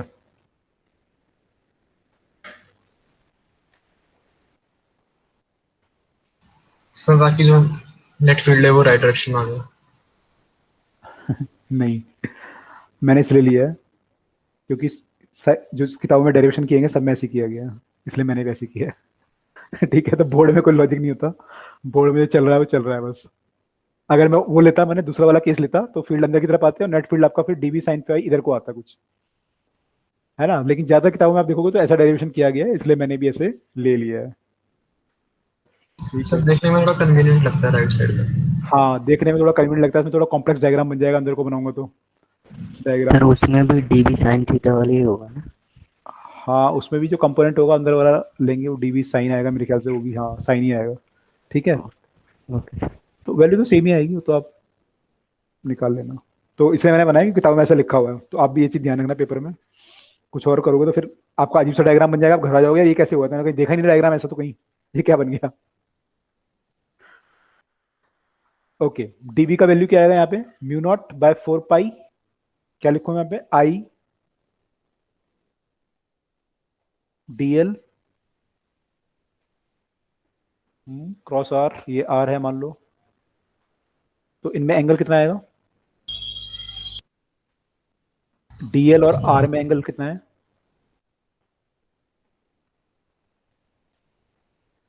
-5। बताओ। 90 - 5 आएगा, कुछ और आएगा? 90। ये ऐसे है एलिमेंट और ये ऐसे है वायर, परपेंडिकुलर होंगे ना दोनों आपस में, यस सर। तो ये एंगल 90 डिग्री आएगा।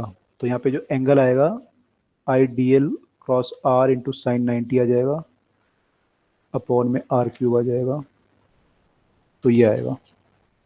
ठीक है, आर से आर कट जाएगा, तो म्यू नॉट बाय 4 पाई आई तो कॉमन ही है, आर भी आपका बाहर आ जाएगा, आर स्क्वायर डी एल आ जाएगा। ठीक है, अब मुझे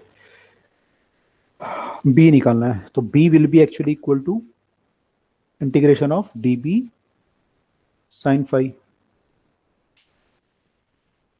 डी बी में मेरा म्यू नॉट कांस्टेंट है, आई कांस्टेंट है, 4 पाई कांस्टेंट है, तो अंदर क्या बचेगा, D L upon R square. अब साइन फाई को मुझे एल और आर की टर्म में लिखना है, या मेरे को एल को भी आर की टर्म में लिखना पड़ेगा बेसिकली फाइनली, तो एक उसमें लाना पड़ेगा सबको।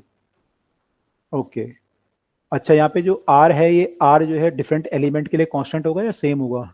अगर मैं एलिमेंट यहाँ पे लूँ, यहाँ पे लूँ, आर तो कांस्टेंट है, सेम आएगा, भारी कर लेते हैं। ठीक है, हालांकि हम आंसर को आर की टर्म में नहीं लिखेंगे, हम आंसर को एक्स की टर्म में और ए की टर्म में लिखेंगे, लेकिन अब इसको देखेंगे। अच्छा, साइन फाई की जगह क्या लिखूं? साइन फाई कांस्टेंट होगा, वेरिएबल होगा? पहले तो ये बताओ, सब एलिमेंट के लिए अगर मैं फाई लूंगा तो सेम आएगा, डिफरेंट आएगा? सेम आएगा। ओके, साइन फाई की वैल्यू क्या लिखूं मैं? साइन फाई से ट्राइंगल में देखें तो ये right angle, sine phi A by are.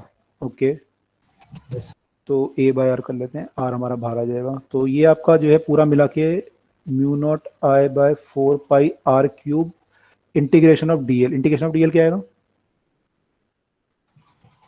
2 pi 2 pi ए आ जाएगा, 2 pi A mu naught I by 4 pi R cube लिखा है, ये कटा हुआ लग रहा है थोड़ा, mu naught I by 4 pi R cube into 2 pi A. I think यही आ रहा है सबका, सबके हिसाब से ये आना चाहिए। ओके तो इसको फटाफट से हम लिख देते हैं, म्यू नॉट आई बाय क्या आया था, पाई से पाई काट सकते हो, म्यू नॉट आई है, पाई से पाई कट जाएगा, 2 से 2 कट जाएगा, 2 R cube into A, 2 R cube बचा यहाँ पे ए बचा मेरे ख्याल से। तो अब आर की वैल्यू पुट करनी पड़ेगी, आर की वैल्यू जो होगी इस फिगर में आप देखें तो यू कैन राइट कि R square equal to X square plus A square, तो R equal to root of X square plus A square, या इसकी पावर 1/2 बोल सकते हो। तो आर का क्यूब जो आएगा उसको लिख सकते हैं हम x square plus A square की पावर कितना आ जाएगा 3/2, और ऊपर आ जाएगा म्यू नॉट आई इंटू ए।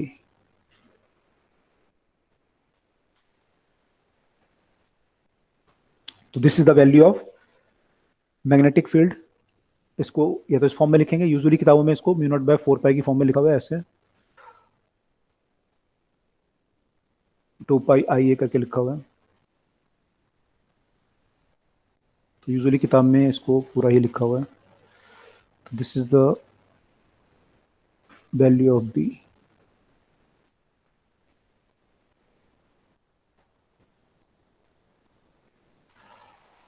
ठीक है,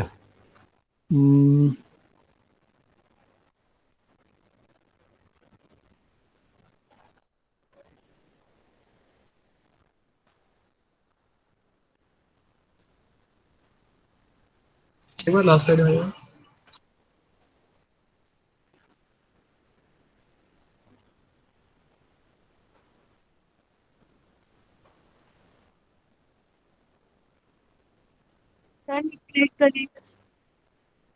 नेक्स्ट स्लाइड।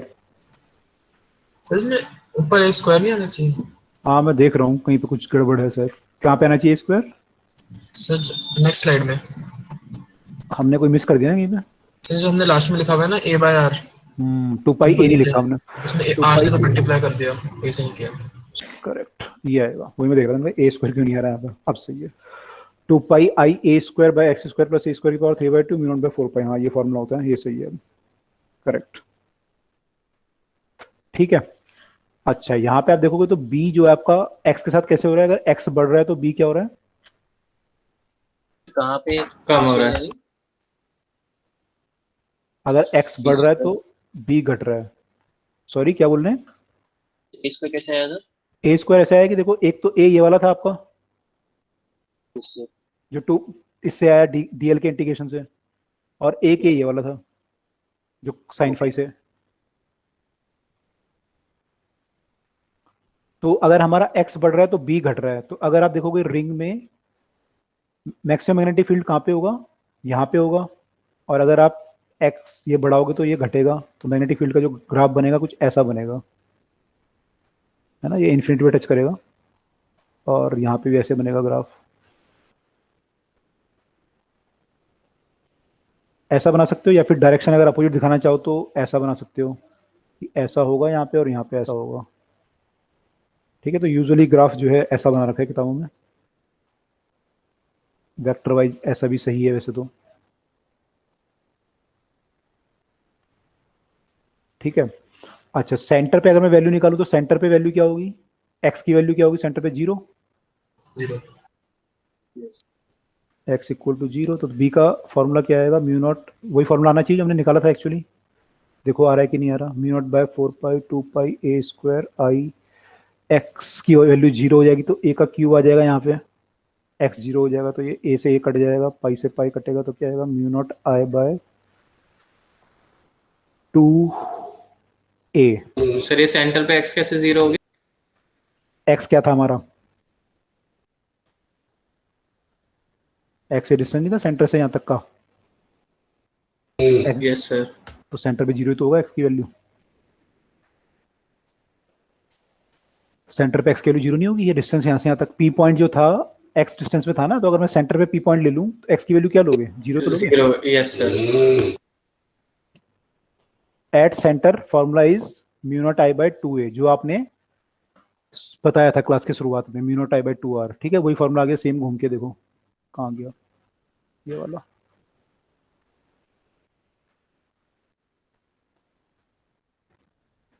ठीक है, ओके यस सर। ओके। अब ये फॉर्मूला है आपका म्यू नॉट दिस थिंग। अगर हमारे n नंबर ऑफ टर्न्स होते हैं तो इसको n से मल्टीप्लाई कर देते हैं, इंटू n भी लिखा हुआ है यहाँ पे। तो अगर n नंबर ऑफ टर्न्स होंगे तो फिर हम n से मल्टीप्लाई कर लेंगे, दैट इज सिंपल थिंग, वो आपको पता ही है। इसमें एक चीज और है, ये तो क्लियर हो गया सबको formula? Yes sir. Yes sir. Okay, इसमें एक चीज और ये है कि ये जो फॉर्मूला आपका आया है,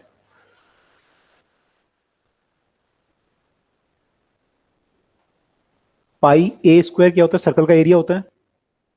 यस यस तो area is pi A square, और जो आई इंटू एरिया होता है इसको बोला जाता है, आई इंटू एरिया को बोलते हैं magnetic movement. Moment. Magnetic movement बोलते हैं इसको, है ना। मैग्नेटिक मूवमेंट एम से डिफाइन करते हैं, कैपिटल एम से। तो ये जो फॉर्मूला है इसको हम ये भी लिख सकते हैं, pi A square into area, यानी ये तीनों जो चीजें हैं मिला के दिस इज मैग्नेटिक मूवमेंट।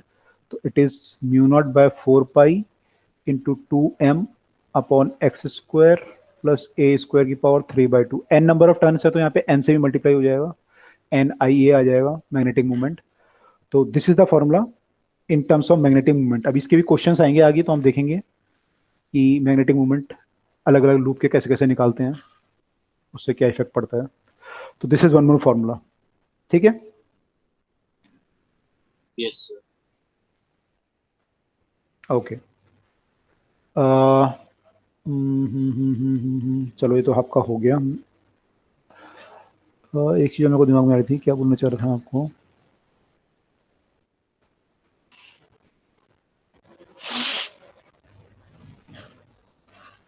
चलो अभी आएगा दिमाग, बताऊंगा, कुछ याद आया था। यहाँ पे क्या लिखा, क्वेश्चन आ गया क्या? Tin tin tin tin tin tin, नहीं क्वेश्चन नहीं है, कुछ और है। ओके अच्छा, एक चीज और है यहाँ पे कि हाँ मैं ये बोलना चाह रहा था, आपको याद आ गया कि अगर मान लो x काफी ज्यादा हो यहाँ पे, if x is very large, तो फॉर्मूला क्या बनेगा? सर एग्जैक्ट नीचे से एक हटा देंगे। तो यहाँ पे हम x square plus A square को क्या लिख सकते हैं? अप्रोक्सीमेटली ए स्क्वायर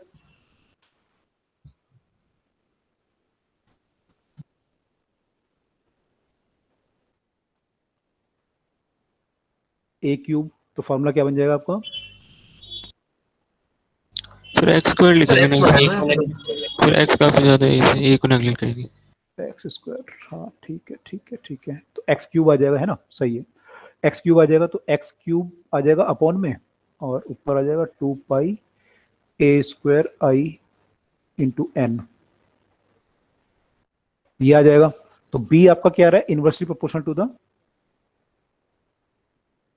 एक्स क्यूब। तो we can say at the large distance magnetic field varies as inverse of the cube of distance, ये बोल सकते हैं हम लोग, यस सर। है ना। ये बोल सकते हैं कि अगर हमारा डिस्टेंस काफी ज्यादा है तो वहां पे जो मैग्नेटिक फील्ड है because of the circular current carrying wire on the axis varies as this thing, right? Yes sir. Okay, अब यहाँ पे ये कुछ क्वेश्चन की तरफ लेके जा रहा है मुझे, लेकिन उससे पहले मैं एक चीज़ और बताना चाहूँगा आपको, फिर आगे ये एक दूसरा क्वेश्चन करना चाहूँगा पहले, तब ये इस पे आएंगे। क्वेश्चन ये कराना चाह रहा हूँ मैं आपको, सिंपल क्वेश्चन है। क्वेश्चन ये है कि ये इसी फॉर्मूले पे बेस्ड है, an electric current is flowing in a circular coil of radius a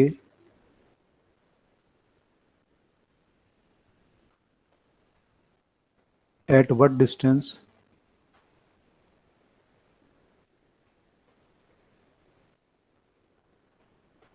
from the center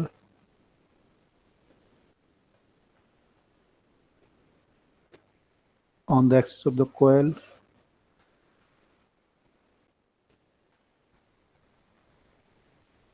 On the axis of the coil, will the magnetic field is 1/8 of its value at the center. An electric current is flowing in a circular wire coil of radius A. At what distance from the center the axis of the coil, on the axis of the coil, will the magnetic field is 1/8 of its value at the center. तो हमें distance बताना है, कितना distance होगा, x की value कितनी होगी. Easy question है, फॉर्मूला बेस्ड डायरेक्ट.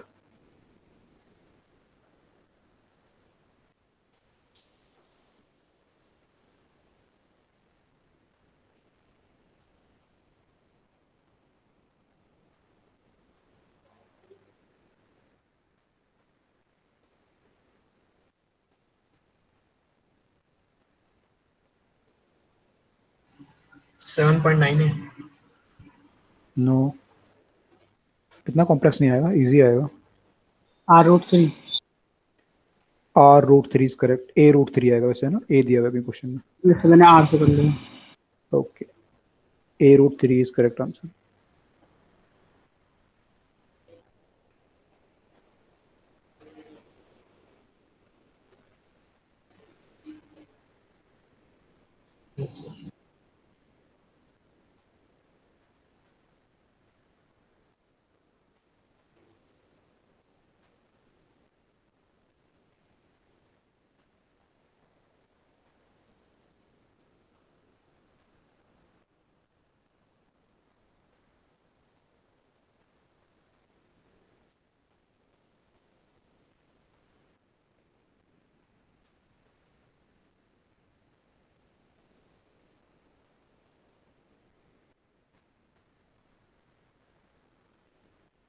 आया बाकी लोगों का?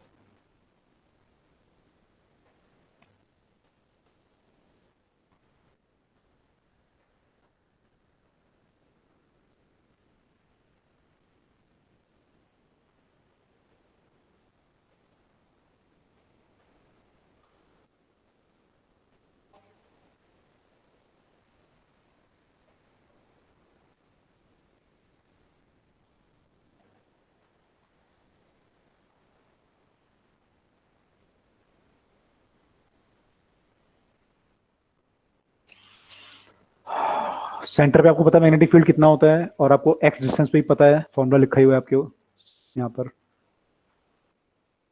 तो बोला है कि ये 1/8 होना चाहिए, जो कि वैल्यू सेंटर पे. Done sir. Done. Okay, x equal to √3a आना चाहिए.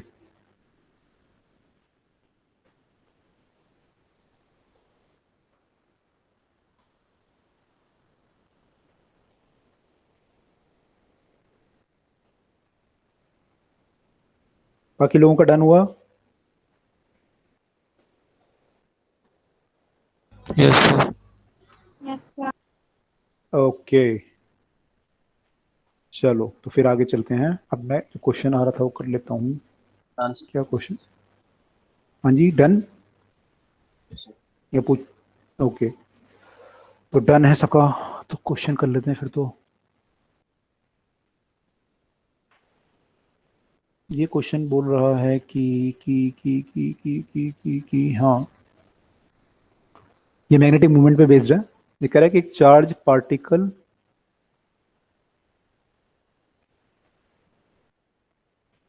Q इज मूविंग, मतलब इसका चार्ज Q है, is moving in a circle of radius R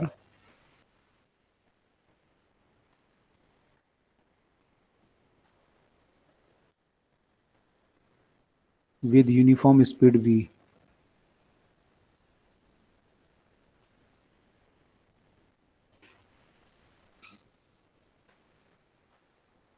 आपको बताना इसका मैग्नेटिक मूवमेंट कितना होगा. द एसोसिएटेड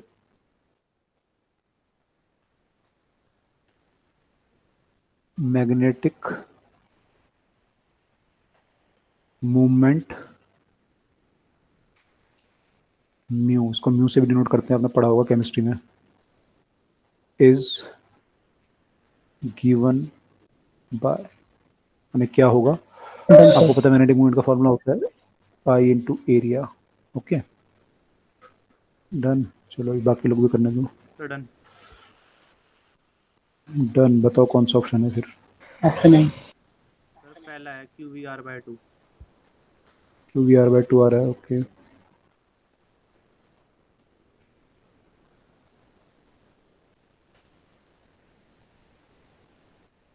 डन, सबने किया? बाकी लोग आया आंसर?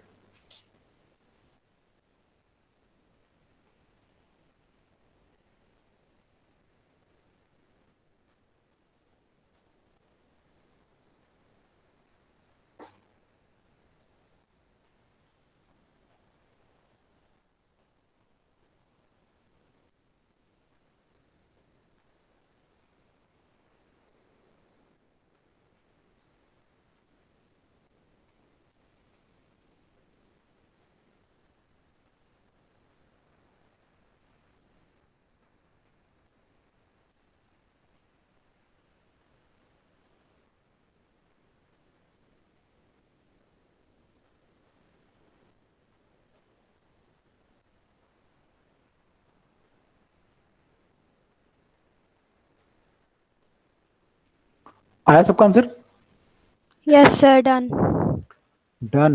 ओके, Q/T आ जाएगा, इनटू एरिया कर देंगे। Done sir. डन। T हमारा 2πr/v से आ जाएगा, उसे यहाँ पुट कर देंगे, एरिया πr² हो जाएगा। तो r की टर्म में और v की टर्म में आंसर आ जाएगा आपका। ठीक है, तो ए आंसर आ रहा है, तो मेरे ख्याल से सब लोग कर लोगे। ठीक है, यस यस सर।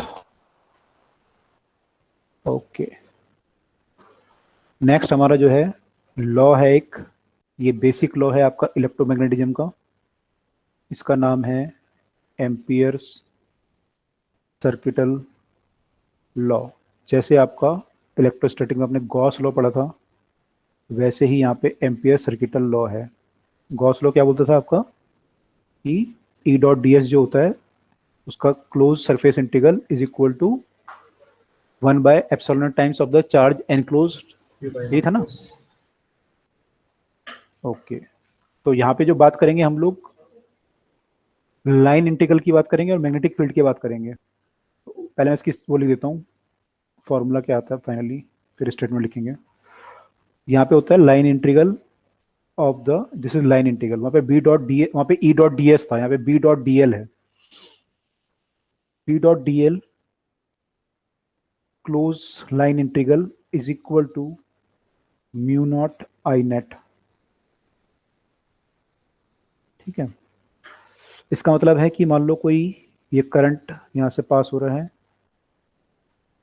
और इसके अराउंड कोई सरफेस है, किसी भी शेप का सरफेस है मान लो, और आप अलग अलग पॉइंट पे मैग्नेटिक फील्ड निकालें B1 और उसको फिर DL से मल्टीप्लाई करें, S डॉट प्रोडक्ट लें, ऐसे यहाँ पे B2 निकालें, फिर उसके DL से डॉट प्रोडक्ट लें, सबका ऐसे BL DL DL सबका निकालते जाएं पूरे सर लाइन के लिए, तो उनका जो सम आएगा सबका जोड़ के वो mu naught times of the current आएगा। जो करंट होगा यहाँ पे I, mu naught times of the I आएगा। ठीक है, तो अगर मान लो यहाँ पे I है तो I आ जाएगा, अगर मान लो यहाँ पे एक और ऐसे I1 है और I2 भी है, चाहे कहीं पे भी हो, डिस्टेंस से फर्क नहीं पड़ेगा, तो फिर क्या लिखेंगे हम, mu naught I1 plus I2, है ना? मान लो अगर दोनों करंट हैं, I1 भी है और I2 भी है, तो फिर यहाँ पे I नेट लिखा है ना यहाँ पे, तो I नेट की जगह पे I1 प्लस I2 आ जाएगा। अगर मान लो डायरेक्शन अपोजिट होगी करंट की, तो I1 माइनस I2 आ जाएगा या I2 माइनस I1 आ जाएगा। अरे कैसे आया, एक बार और बता दीजिए। देखो मैंने ये बोल क्या रहा है, ये बताना चाह रहा हूँ आपको कि लॉ से क्या पता चल रहा है आपको। ठीक है, B.dl equal to mu naught I net है। सर I1 प्लस I2 पूछ रहा हूँ मैं। अच्छा, अगर मान लो एक वायर ऐसे है, आपने जो लूप लिया उस लूप को कितना करंट पेनिट्रेट कर रहा है आपको ये देखना है। तो मान लो ये लूप है आपका, इसमें आप B.dl निकाल रहे हो और इसको लूप को I1 करंट पेनिट्रेट कर रहा है, तो यहाँ पे आप म्यू नॉट आई लिखते हो, तो वहां पे केवल I1 लिखोगे, लेकिन मान लो इसको एक और वायर पेनिट्रेट कर रहा है जिसमें I2 करंट है, तो फिर यहाँ पे नेट करंट क्या आ जाएगा, I1 plus I2, mu naught I1 plus mu one I2 आ जाएगा। Yes sir. तो ये लिखेंगे। और अगर मान लो आपका ये अपोजिट हो गया ऐसे, तो देन वी विल राइट इसके अराउंड, कैसा भी हो सकता है, सर्कुलर भी हो सकता है, कैसे भी हो सकता है, डिस्टेंस से फर्क नहीं पड़ेगा यहाँ पे। देन यू विल राइट कि B dot D L equal to mu naught I1 minus I2। अब ये आ जाएगा इस केस में अगर अपोजिट डायरेक्शन में करंट होंगे। तो हमें करंट पेनिट्रेटेड, जो पेनिट्रेट कर रहा है वो करंट लेना है यहाँ पे, ठीक है। तो अगर करंट मान लो बाहर है तो वो करंट हम नहीं लेंगे, तो हम यहाँ पे केवल वो करंट लेंगे जो लूप को पेनिट्रेट करके जा रहा होगा। और ये लूप किसी भी शेप का हो सकता है। सर कोई भी पॉजिटिव कोई भी नेगेटिव ले सकते हैं ना? हाँ ले सकते हैं, वो आपको देखना actually B dot D L की जब डायरेक्शन देखोगे तो आप देखना पड़ेगा आपको क्लॉकवाइज एंटी क्लॉकवाइज का सेंस। उससे जैसे I1 है मान लो, तो आपको पता है ना कि I1 का जो बी आएगा वो कैसा आएगा। मान लो ऐसे आप मान लो anti clockwise B dot D L ले रहे हो, आप बी को ऐसे मान रहे हो समथिंग, या डीएल है। ये क्वेश्चन जब करोगे तो क्लियर होगा आपको। जब बी आप मानते हो, बी और डीएल एक्चुअली आई और बी की जो डायरेक्शन होती है आपस में रिलेटेड होती है, आपको पता है राइट हैंड थंब रूल से। तो वो फिक्स हो जाता है कि आप आई जो लोगे उसके अकॉर्डिंग इसकी डायरेक्शन फिक्स हो जाएगी, ठीक है। तो उसको भी देखेंगे अभी क्या करेंगे उसको। अभी तो हमें बस ये समझना है यहाँ पे कि जो करंट है हमें वो करंट लेना है जो पेनिट्रेट कर रहा है इसको, और नेट करंट लेना है, चाहे वो प्लस हो या माइनस हो, नेट लेना है। इतना क्लियर है? सर ये एम्पेयर लॉ हर जगह वैलिड है ना? Yes sir. एक लिमिटेशन है, अभी बताता हूँ। अगर करंट आपका स्टडी ना हो तो लॉ वैलिड नहीं होगा। जैसे हमारे पास एक रिंग है, उससे उसका निकाल सकते हैं हम? हाँ वैलिड है, हर जगह वैलिड है, लेकिन कई जगह यूज करना इजी नहीं होता, आप निकाल नहीं सकते उससे। मैंने जैसे मान लो ये करंट कैरिंग वायर है, ठीक है, और अभी हम मैग्नेटिक फील्ड यहाँ पे निकालना चाहें मान लो, तो यहाँ पे मैग्नेटिक फील्ड हर जगह बराबर होगा। यस। तो जब आप बी डॉट डी एल लिखोगे तो you will write B into D L का इंटीग्रेशन ऐसे करना पड़ेगा, बी तो कांस्टेंट हो जाएगा आपका। yes, और बी और डीएल के बीच का एंगल कितना होगा यहाँ पे राइट हैंड थंब रूल से? बी ऐसा होगा इसका वायर Yes. जो करंट है, और डीएल भी ऐसी होगा, तो एंगल क्या आएगा दोनों के बीच का? 0 आ जाएगा। तो बी डीएल कॉस 0 हो जाएगा ये, ठीक है। इक्वल टू क्या आ जाएगा? म्यू नॉट आई, ये बनेगा ये। yes. तो ये क्या आ जाएगा? 2 पाई आर आ जाएगा। तो बी क्या आ जाएगा हमारा? Mu naught I by 2 pi R. This is what? This is magnetic field because of infinite wire, जो हमने पढ़ा था फॉर्मूला, है ना, ये आ गया। अच्छा अब मान लो ये ऐसा ना होता, ये वायर ऐसे होती कोने में और मैं ऐसे निकाल रहा होता फील्ड, ये सेंटर ये होता इसका वायर लूप का, तो यहाँ पे निकालना डिफिकल्ट हो जाता है, यहाँ पे क्योंकि मैग्नेटिक फील्ड अलग Yes, अलग आएगा हर जगह, और एंगल भी वेरी करेगा डीएल और बी के बीच का। तो एप्लीकेबल तो यहाँ पे भी है, लेकिन हमारे लिए यूजफुल नहीं है।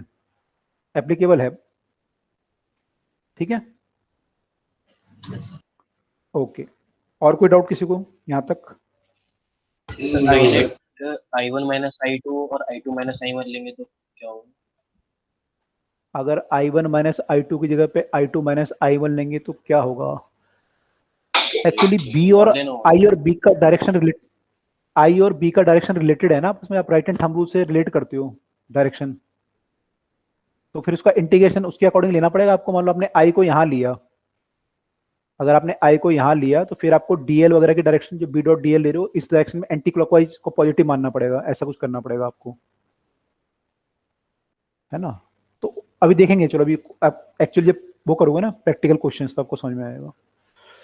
इसको भी छोड़ देते हैं, इतना प्रॉब्लम नहीं आएगा, हमें प्रॉब्लम और चीजों में आएगा, अभी आप देखोगे इस चीज में नहीं आएगा प्रॉब्लम। ठंडा हो गया, हाँ दे दो चाय, उसको बंद कर दो एसी को, है ना, ठंडा हो गया यहाँ पे। हाँ मैं कह रहा था आप लोगों को कि स्टेटमेंट लिखते हैं इसकी, है ना। स्टेटमेंट क्या है इसकी? स्टेटमेंट, तो इसकी स्टेटमेंट बोलती है कि the line integral of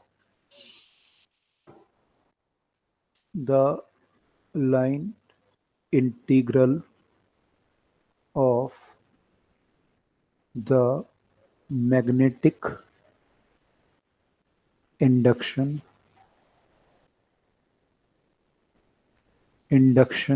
field, magnetic induction field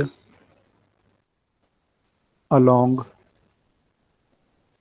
any closed path in air or vacuum, क्योंकि म्यू नॉट लिखना है तो एयर और वैक्यूम आएगा, अदरवाइज कोई और मीडियम होगा तो फिर म्यू लिखना पड़ेगा। एयर और vacuum is equal to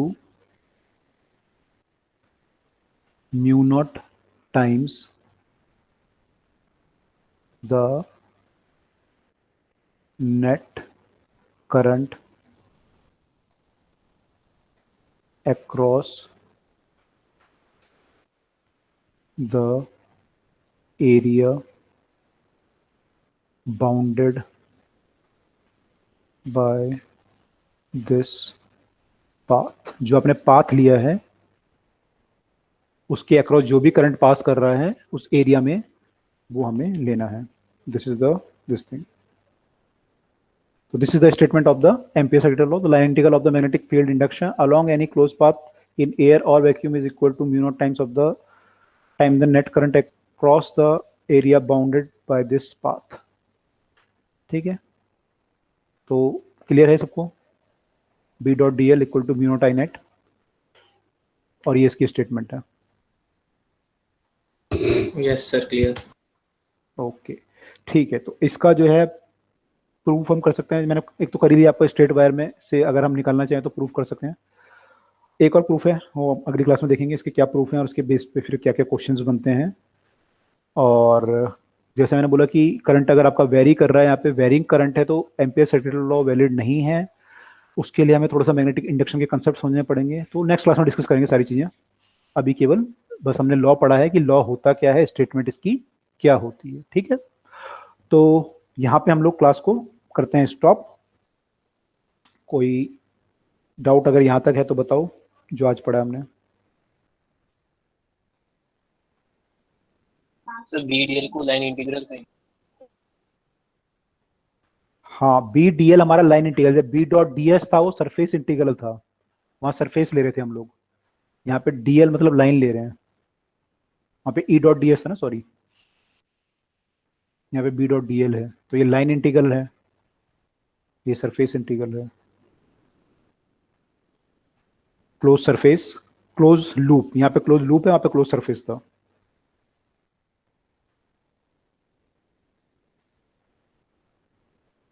class over. Yes, class is over. किसी को डाउट है तो पूछ सकते हैं, otherwise all are free from my side. Good night sir. Good night. Area bounded by the path मतलब जो ये आपने पाथ माना है, इस पाथ में ये जिसका एरिया ये हुआ, यस, तो इस एरिया से कोई भी करंट अगर पास हो रहा है तो that we have to take. ठीक है, कोई भी करंट अगर पास हो रहा है वो करंट हमें लेना है। तो सर एरिया का क्या होगा? मतलब क्या लिखते हैं आप उसकी जगह पे? आपके लिखते line integral of a magnetic field induction along any close path in air और vacuum is equal to mu naught times the net current. क्या लिखते हैं फिर आगे? Passing through the loop. Yes sir. एक ही बात है उसकी, मैंने वो लैंग्वेज है यार इंग्लिश वालों की, अपने तरीके हैं लिखने के, साइंटिस्टों के, उन्होंने लिख दिया area bounded by the path. बात तो वही है। Okay sir. ठीक है, ओके चलिए, तो यहाँ पे एंड कर रहे हैं। किसी का डाउट है तो बताओ अब।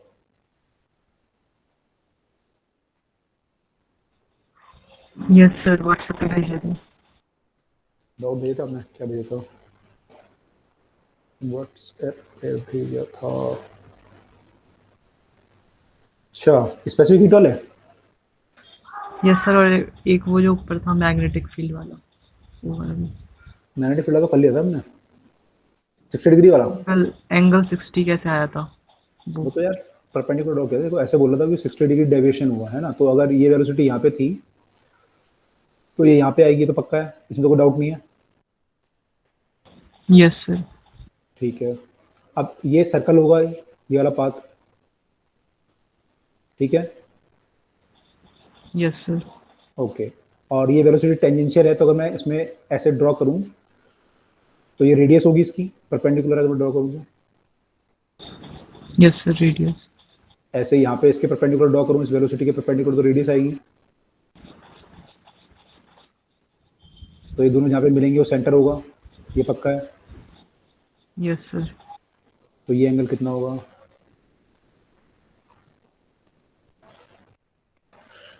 ये ऐसा केस बन गया ना, ये ऐसा है और ये ऐसे है।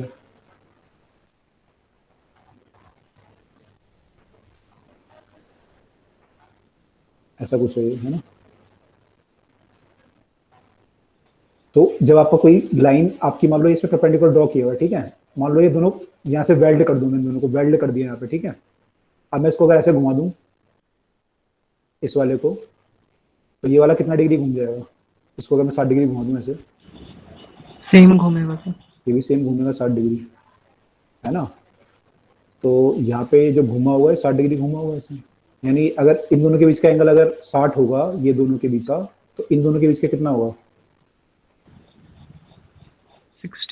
60 होगा। जैसे आप जानो, आपको प्लेन में जब क्वेश्चन करते थे ऐसे नहीं करते थे कि जब इन दोनों के बीच का एंगल थीटा है तो यहाँ परपेंडिकुलर अगर मैं ड्रॉ करूँ, इनके बीच का एंगल भी थीटा होगा।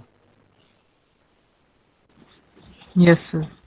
तो ऐसे आता था क्योंकि ये इस पे परपेंडिकुलर है, ये वाली लाइन mg वाली जो लाइन आती थी, और ये वाली इस पे परपेंडिकुलर है, तो अगर इन दोनों लाइन के बीच का एंगल थीटा है तो इन पे परपेंडिकुलर जो होंगे उनके बीच का एंगल थीटा होगा। ऐसी केस यहाँ पे हुआ सेम, ठीक है। Okay sir. ओके, सेकंड आपने पूछा स्पेसिफिक हीट पर यूनिट मास दिया हुआ है। आपको पता है कि मोलर स्पेसिफिक हीट जो होती है उसका ये फार्मूला होता है मोलर का। तो ये जो मोलर स्पेसिफिक हीट होती है कैसे लिखते हो आप? Q equal to N C V delta T, ऐसे लिखते हो आप।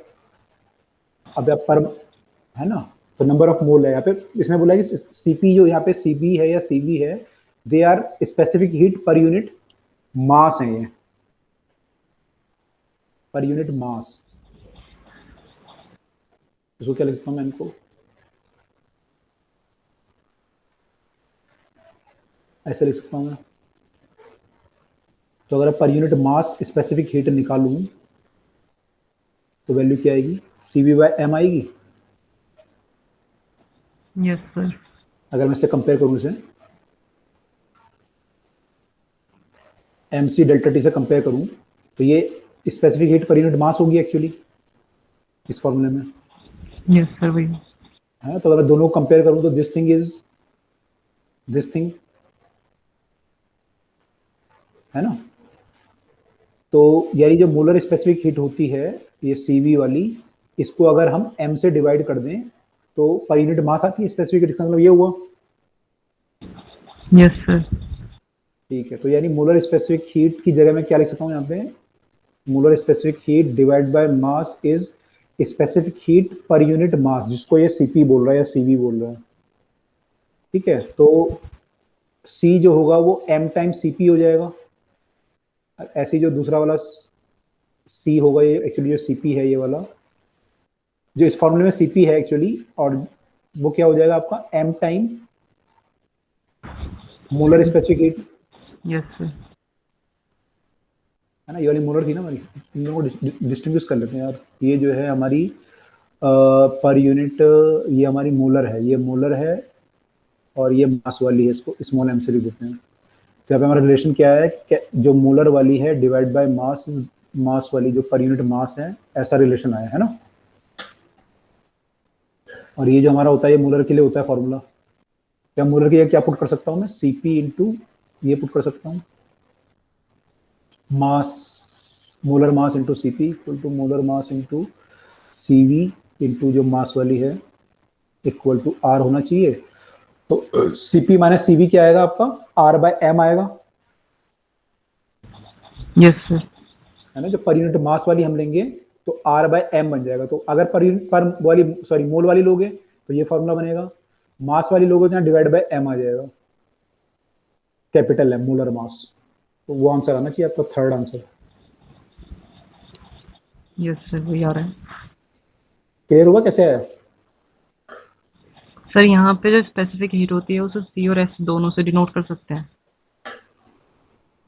सी और एस, जो मास वाली होती है इसको हम एस से डिनोट करते हैं यूजुअली, मोलर वाली को सी से करते हैं यूजुअली। सर जो एस वाला होता है वो पर यूनिट मास होता है और सी वाला होता है वो पर यूनिट मोल होता है। हाँ, यूजुअली पर यूनिट मोल होता है, लेकिन इस क्वेश्चन में सी वाला जो है पर यूनिट मास दिया है इसमें। Yes sir.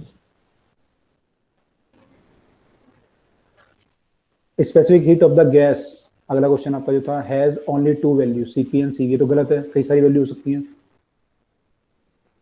है ना। स्पेसिफिक हीट तो प्रोसेस पर डिपेंड करता है, डिफरेंट प्रोसेस करोगे डिफरेंट स्पेसिफिक हीट आएंगी। सर मतलब कांस्टेंट नहीं होती स्पेसिफिक हीट? नहीं, बहुत सारी हो सकती है ना, अलग अलग टाइप, कांस्टेंट नहीं, मतलब भाई कांस्टेंट वॉल्यूम पे सीपी होगा, कांस्टेंट प्रेशर पे सीवी होगा, सीवी सीपी और भी हो सकती हैं। अगर आप अलग अलग प्रोसेस बनाते जाओ तो डिफरेंट डिफरेंट प्रोसेस पे डिफरेंट डिफरेंट स्पेसिफिक हीट हो सकती हैं। आप ऐसी प्रोसेस कर दो, इसमें स्प्रिंग लगा दो कोई, इसकी स्पेसिफिक हीट कुछ और आ जाएगी, गैस को यहाँ भर दो। स्पेसिफिक हीट का मतलब क्या होता है कि आपने हीट दिया तो आपका टेम्परेचर चेंज हुआ, तो heat by change in temperature का रेशियो जो होता है इसको हम सी बोलते हैं। तो आपने जो हीट दिया, अब हो सकता है हीट में से कुछ जो है वर्क डन में यूज हो जाए। क्यू क्या होता है आपका, D you plus D W होता है। अब मान लो आपने कोई ऐसी प्रोसेस बना दी कि वर्क डन कम कम हो रहा है, किसी में ज्यादा हो रहा है, सेम हीट देके, तो स्पेसिफिक डिफरेंट आने लग जाएगी उनकी, है ना। Yes sir. तो ये डिपेंड करता है प्रोसेस आपने कैसे बनाई है। आप कोई और टाइप की प्रोसेस बना दो तो अलग अलग प्रोसेस की अलग अलग, मान लो आइसोथर्मल प्रोसेस है, आइसोथर्मल प्रोसेस में जीरो हो जाएगा, है ना। तो अलग अलग केस हो सकते हैं, ये भी जीरो हो जाएगा। इनफैक्ट अगर ये जीरो हो जाएगा तो स्पेसिफिक हीट क्या आ जाएगी आपकी, इनफाइनाइट। इनफाइनाइट आ जाएगी। तो आइसोथर्मल में इनफाइनाइट आती है। तो अलग अलग प्रोसेस की अलग अलग स्पेसिफिक हीट होती है, तो बहुत सारी हो सकती हैं, है ना। There can be infinite number of specific heat, एक दो नहीं होती, बहुत सारी होती हैं, ठीक है। तो ये गलत है पहला वाला। दूसरा वाला पूछ रहा है कि has a unique value at a given temperature. Given temperature पे यूनिक वैल्यू होती है, ऐसा भी कोई जरूरी नहीं है, डिपेंड करता है प्रोसेस पे। तो आई थिंक बी भी करेक्ट इनकरेक्ट होना चाहिए। सी वाला बोल रहा है कि can have any value from zero to infinity, ये भी गलत है, नेगेटिव भी हो सकती है specific heat, can be negative also, ये भी गलत है। और डी वाला भी गलत है। Depending upon the mass of the gas, mass पे डिपेंड स्पेसिफिक हीट नहीं करती है। चारों ही गलत है इसमें तो। सर ऑप्शन थर्ड दे रखा था इसका आंसर। नहीं, specific heat can be negative also. I think हमने 11th क्लास में क्वेश्चन किया था, नेगेटिव आई थी किस केस में, मेरे को ध्यान भी आ रहा है। देखना पड़ेगा। हो सकती है नेगेटिव कि आप heat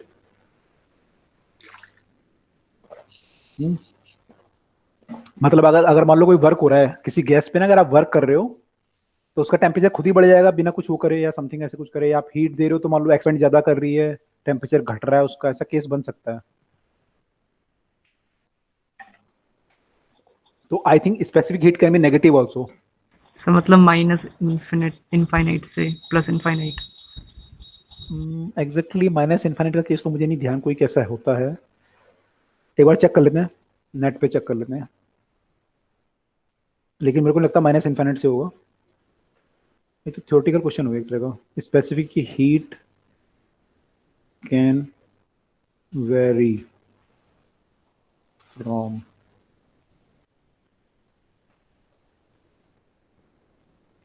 specific heat value can very from कर लेते हैं, can value very from molar specific heat की बात कर रहे हैं हम लोग। व्हाट स्पेसिफिक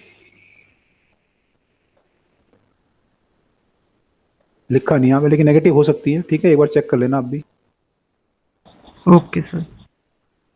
तो आई थिंक इसमें कोई भी आंसर करेक्ट नहीं होना चाहिए, चारों गलत होना चाहिए। विकिपीडिया पे कुछ बोल रहा है, एक बार देख लेते हैं।